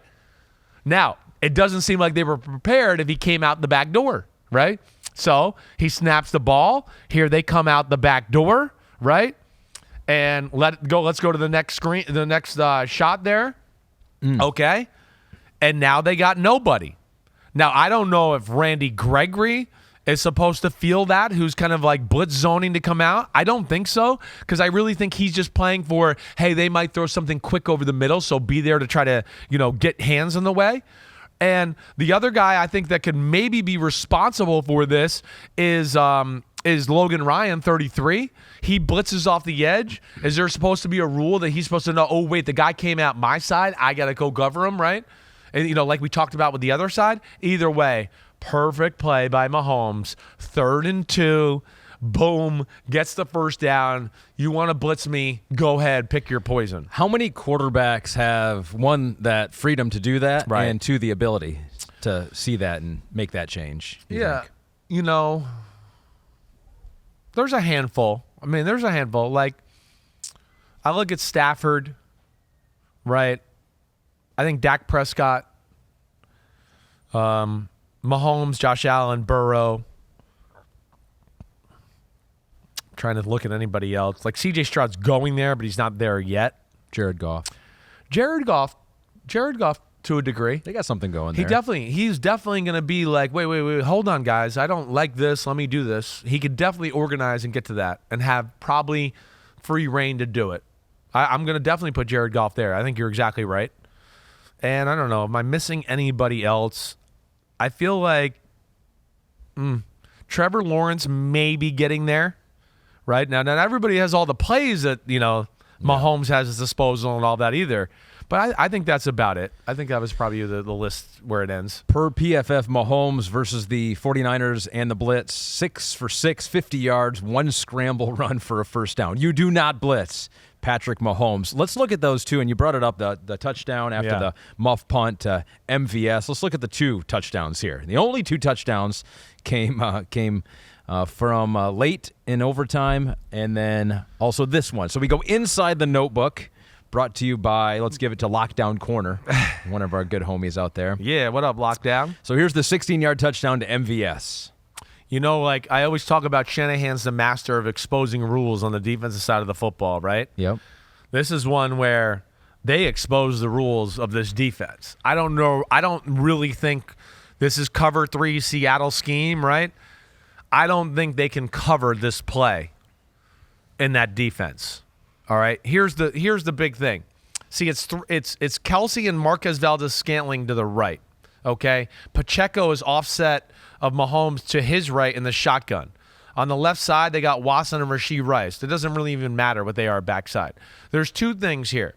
One, the play and the design of Valdes-Scantling and Kelce crossing, let alone Pacheco going on the little swing route, puts this defense in a bind on that side of the ball. And the other thing is they have 31 Gibson, right? As you see on my picture here, he's really cheated to the 2 receiver side. I guess they're worried about maybe, you know, some concept there that they need to help the corners out, or he didn't get back to the middle of the field enough. I don't know. You know, sometimes teams will do this, though. They'll play cover 3 and they'll go, hey, free safety, cheat to this because we're afraid they might do that. So cheat over there a little bit. So I don't want to blame them. I don't know. But my bottom line is here, cover 3 Seattle 3-match scheme, okay? You can see 27 Jair Brown coming down, right? He's the curl flat guy. Well, he's got a guy in the flat right away. So he's worried about Pacheco. He doesn't want him to catch the ball and outflank everybody and then get 10 yards. So he's aggressive to get down there and worry about that. Now, more times than not, like if it was a seam route, which Valdes-Scantling is basically running a seam route, but he comes from the outside and then goes up, and then Kelce comes behind him and cross. And cover 3, they want Charvarius to steal the seam route, right? They want him to play off, watch the quarterback, and kind of, like, let's just say 87 and 11 both ran straight, right? Okay? Yeah. He would play in the middle of them. And basically just go, wait, if he throws it inside, I'm going to break on it inside. If he throws it outside, okay, yeah, I got to turn around and make a play and do that, right? You know, and that's a rare concept down here anyways. More times than not, it would be like 87 runs straight, 11 runs a 5-yard curl route or out route, and then he goes, wait, I don't have to worry about that because 27's down there and 11, so now I can come back and steal, you know, the seam route.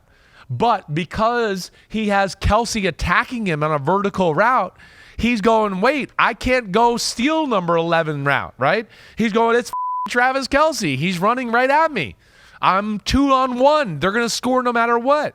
So it's either Gibson has to get back over there more, which I'm not sure what he was told to do, or the other option would be that Oren Burks, number 58, and a 48, a linebacker, who before the motion was out wider and then they motioned Kelce across and back, he stayed inside. The only other way they could defend is if 48 runs up the seam and gets 11 and sees 11. Right. And that's the only way. And I don't think that's really part of what this cover 3 scheme is here. So they got them in the right play at the right time.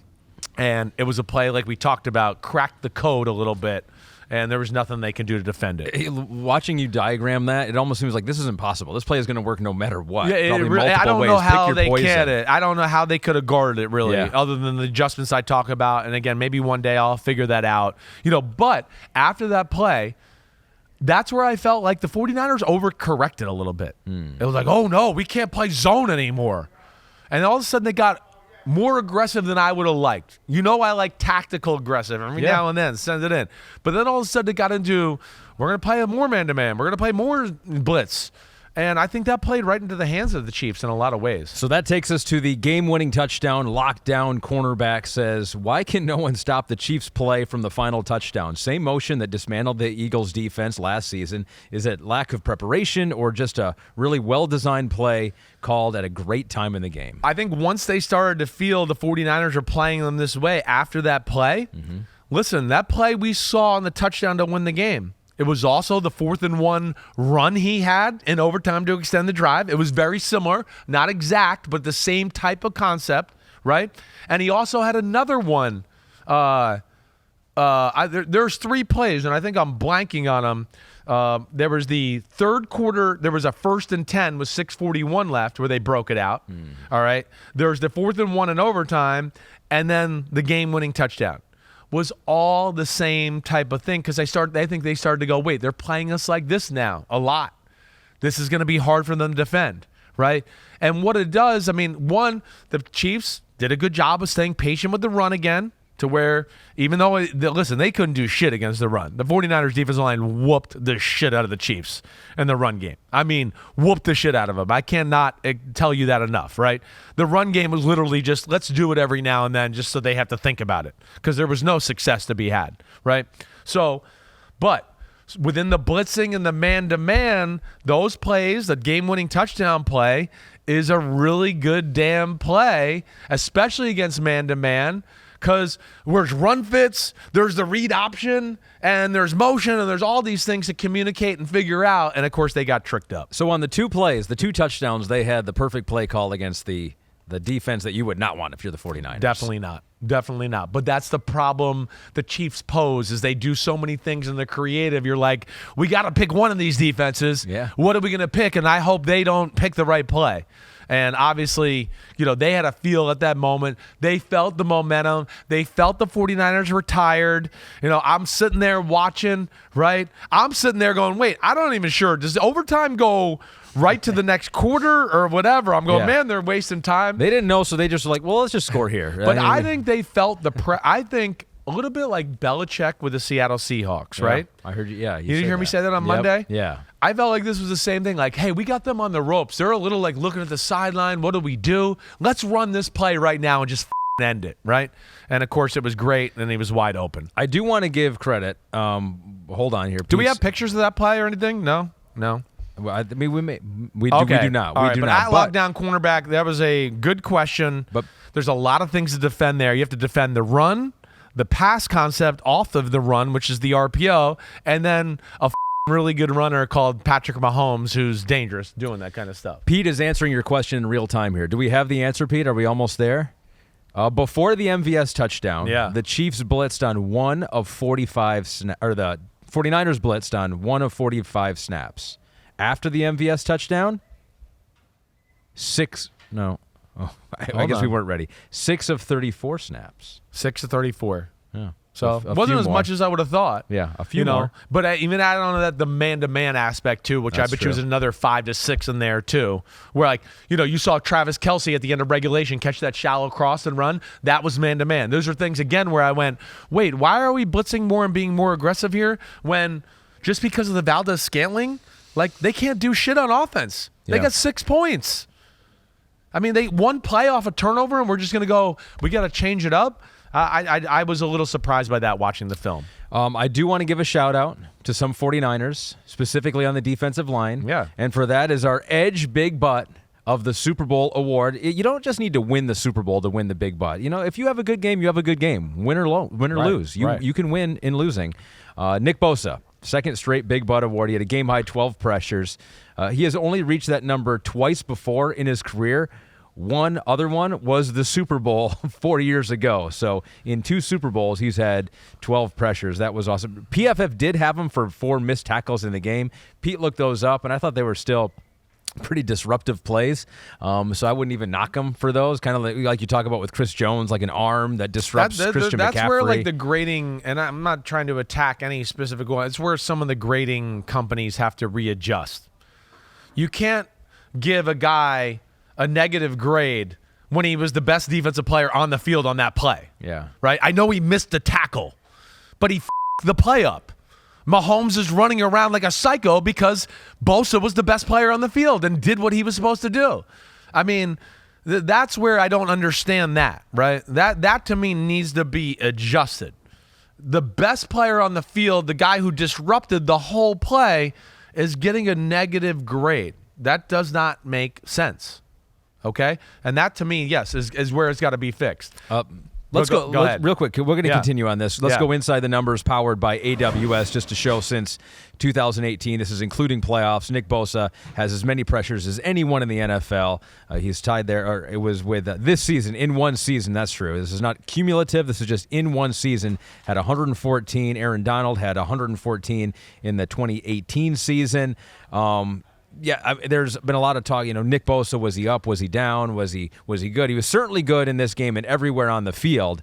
Maybe it wasn't as dominant of a whole season for Nick Bosa. The numbers say different, and the Super Bowl shows an elite edge player. He is elite. I mean, I don't mean to trivialize it as much as this, but I mean, I'm sitting next to my wife who's like, man, I mean, he's amazing, this Bosa. He's everywhere, right? I mean, anybody who was sitting there watching the game, you're going, oh, my gosh. I mean, he's psycho in a good way, as always. Yeah? I mean, it wasn't his greatest year he's had from maybe the playmaking standpoint, right? Getting the sack, getting the strip sack, whatever there. But disruption was as good as anybody in football, right? And that's where he's damn awesome. I mean, again, that's where I'm a little surprised by the 49ers change of attack when the game became 13-10. I mean, you saw in my notes. I wrote it 10-6. Deep pass to Hardman, right? Solid drive at the end of the first half, and a Mahomes read option run in the third quarter that set them up to get the field goal to make it 10-6. Were literally the only 3 plays they had the whole game. The only 3 things. 1 deep pass, a read option, and an okay 2-minute drill right before the half. And all of a sudden we started to go, let's blitz a little more and play man-to-man. I don't know why they did that. I really don't.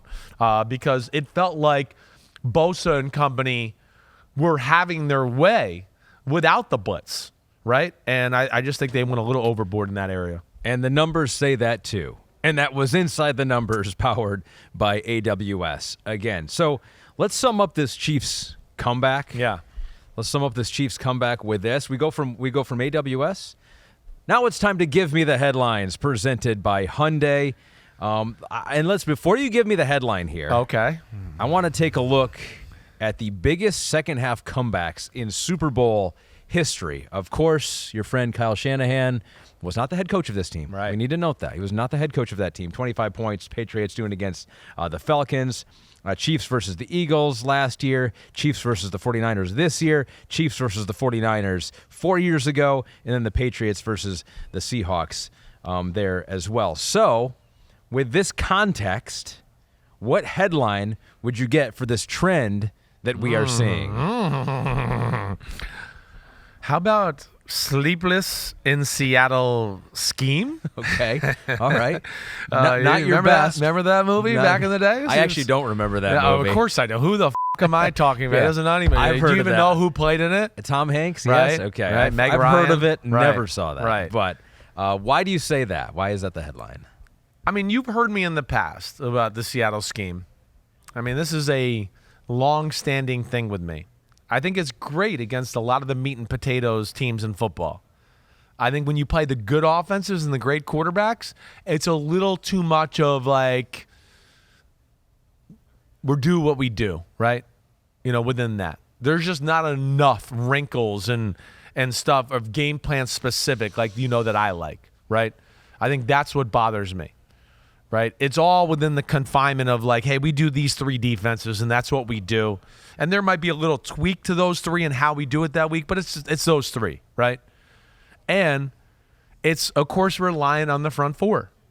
And we've seen front 4s get tired in all of these games, and guys like Brady and Mahomes start to go, wait, I've seen these same 3 or 4 defenses all game long, and I'm going to start to pick it apart, right?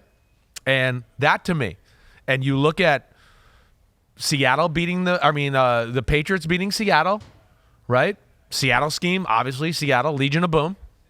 2016, Patriots coming back on the Falcons. Dan Quinn, fresh out of Seattle from the defense coordinator, blow the lead, right? Then, of course, Niners beating the Chiefs beating the 49ers the first time around. Last year's the first time it wasn't a Seattle scheme. It was the Eagles and Gannon. And then, of course, this year we're back to it. But, yeah, again, I think a little bit the scheme itself, the overcorrection to the MVS play to make it 13-10. But, like, you saw my notes here, like on the last 2 drives, it was quick passes, got to good plays when they knew the 49ers were in man, and then they knew when it was blitz, and he had a good plan for it. But it just became that. He was, oh, wait, it's Seattle 3? Oh, boom, here you go, Kelce, catch it, 8 yards, 10 yards, whatever. Oh, boom, Seattle 3? Oh, here you go, Watson, boom, right here. Oh, 8, 10 yards.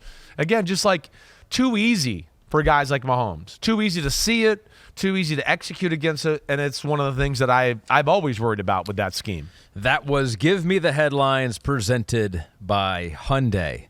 So this is what we do in the regular season. We talk about 16 games, and it takes us about an hour 45.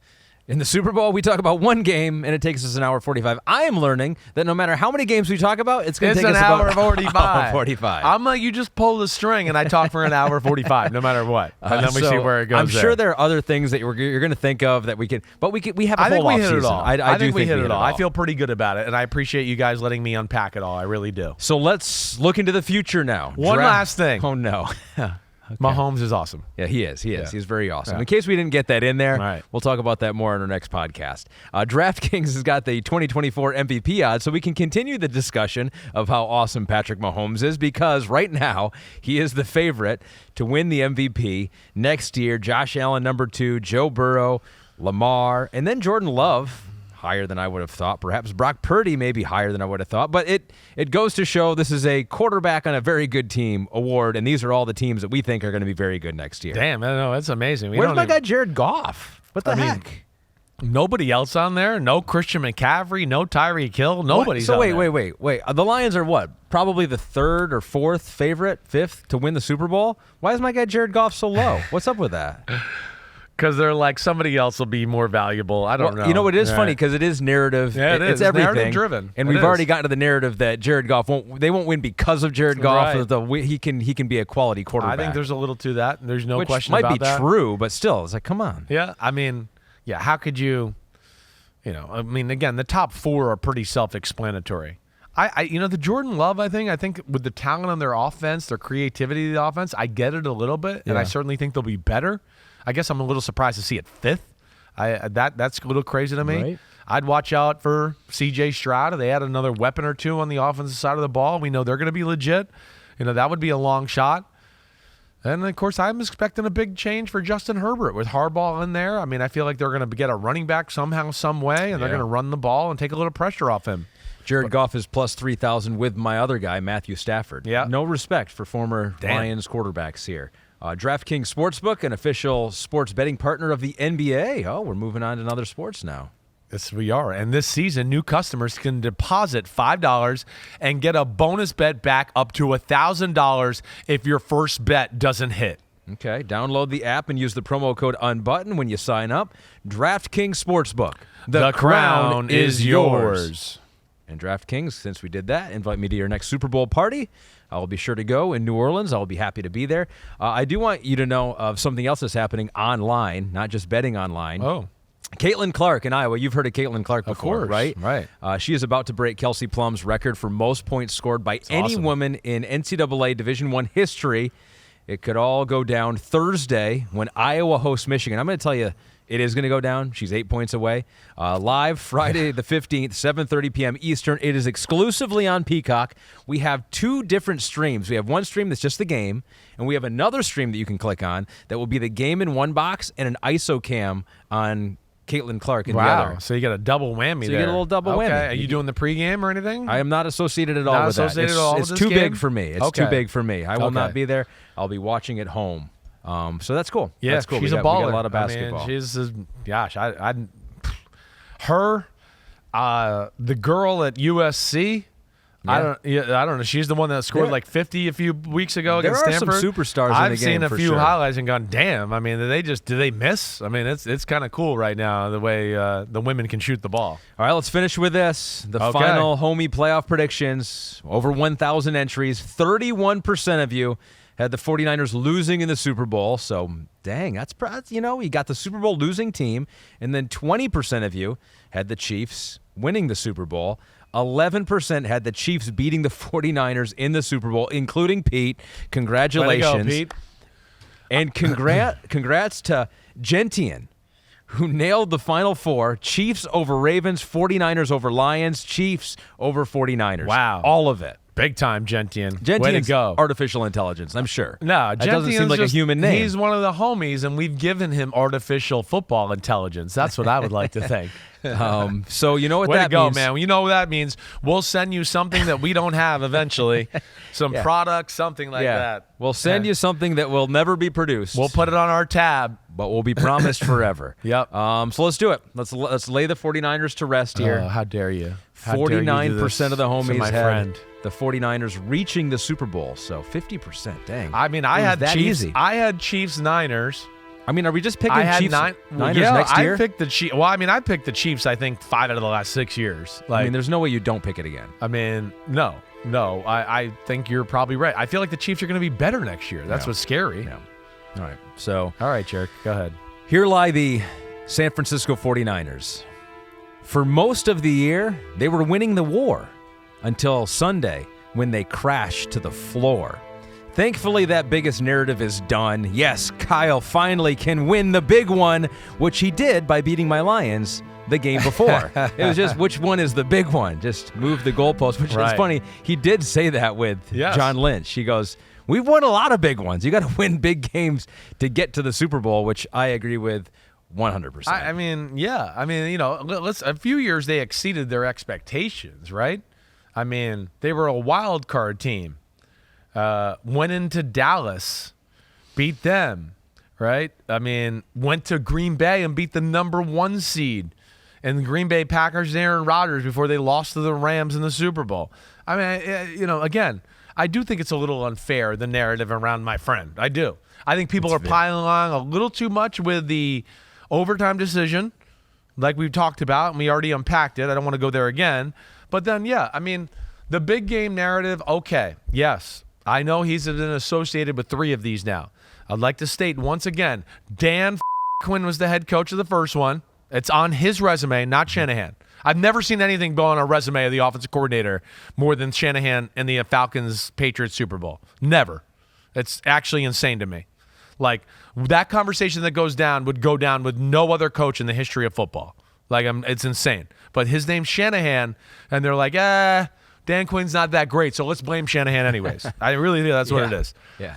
The other two, it's really a compliment. It Kyle, really the is, because they're like, well, Dan Quinn, he doesn't know it. He's just going to call Seattle cover 3, so who cares about him? So and then the other aspect, I know they've lost to the Chiefs twice. I get this. I get it. But, like, it's the Chiefs and Mahomes. It's not like they're losing to, like, some team that's come out of nowhere and it's a one-year wonder. Yeah. We're watching the greatest player in the history of football on a really damn good team with a legendary coach, and you're losing a tight one to him. It's like, the Karl Malone and the Jazz back in the day. Damn, you're awesome. You might be the best player in football, but you got to deal with Michael Jordan. Basketball, excuse me. Yeah. It's just, you're stuck in an era right now. He's got 3 losses, 1 again, which is Dan Quinn's fault. to the two greatest quarterbacks in the history of football. So I think people need to remember that a little bit as well. I think what we forget more than anything in all the discussions is that professional sports is a zero-sum game. Right. Where not everyone can win. And if Andy Reid was the coach of every team in the NFL every year, he would be a genius on like 5 of the teams. He would be like okay coach on half the teams. And then he would be an idiot who would be fired on 5 of the teams. The same man, because you all can't win no matter how smart you are. No, you can't. And, we've seen great coaches go through these times. I think it's very ironic or unique. Shanahan right now, it reminds me of Andy Reid in the early 2000s. Yeah. That was the Andy Reid thing. You can't win the big game. Lost 3 NFC championship games in a row, right? Got to the Super Bowl, lost. Can't win the big game. Think he lost another NFC championship in 2008 when the Cardinals went to play the Steelers. So that was his MO, right? And now he's looked at like, oh, damn, he's the best clutch coach in the history of football. Every big game, he wins it, blah, blah, blah, right? So you can still change this narrative, let alone I don't think it's necessarily fair on Shanahan. And I know how it's going to happen. Right. He'll move on from the 49ers. He'll go to the Giants. You're the GM. Multiple Super Bowls in like New it. York. How I thought cool you were would about that to be? say he goes to the Lions. I was like, damn, you're going to get rid of your guy already? I could not do that. No, you're not going to do that. I Well, know. if Ben Johnson does leave, he can go as an offensive coordinator. For sure. We will thanks. hire- Hey, we you will hire can him for let him that. be the OC. Thanks. Good Yeah. job. Yeah, that would. Hey, maybe if he went to the Giants, I would raise my hands and be like, "Can I be the GM?" I would say that. The Giants would be one of the few teams. I certainly would say it. I would raise my hand and say, "Hey, can Pete and I and Gabby and Kristen be the we'll the bring you along. media coordinators? Yeah, and media Morgan coordinators. Morgan and Mackenzie will run Everything. run the social Yeah, accounts. social account, We'll all those all little go. Giant shows, all of that, the Instagram. All right, we'll all go there. All right, that's it. I've never talked about one game so much That in was a all my long time. life. It was a good one, though. I hope everybody enjoyed the Super Bowl. Super Bowl 58 was pretty damn good. It really was, and we know how special Mahomes is. Everybody stay tuned. You know where we're going to be at. I got next week off. So we're going to have some pods here that are going to be some Super Bowl interviews and things. Kid needs a break. Kid's been going strong here since, September. So I'm looking forward to going on a little vacation with the family next week and have fun. But you know where to find us, homies. And then after next week, we will be back at it in Indy for the Combine. Oh, It is never that? stops. Are you in Indy? So- Yeah. Okay. Yeah. I got to go to Indy to do that. You going to fly out there for a No, day or two just to do the pod? I was think just you about to should. start planning I think our they week should and send them out we here. should Like you end always this. send work on my plate. Hey, NBC, send Ahmed to the Combine to do the podcast. Yeah, my wife says no. Yeah, Don't all do right. that. All right, everybody. Be good. You know where to find us. Send the questions. Please subscribe, support. Any questions you want, you know where to find us. Peace out, homies. You're the man. Ahmed, thanks for driving the ship. Of course. Clap it up. Clap it up.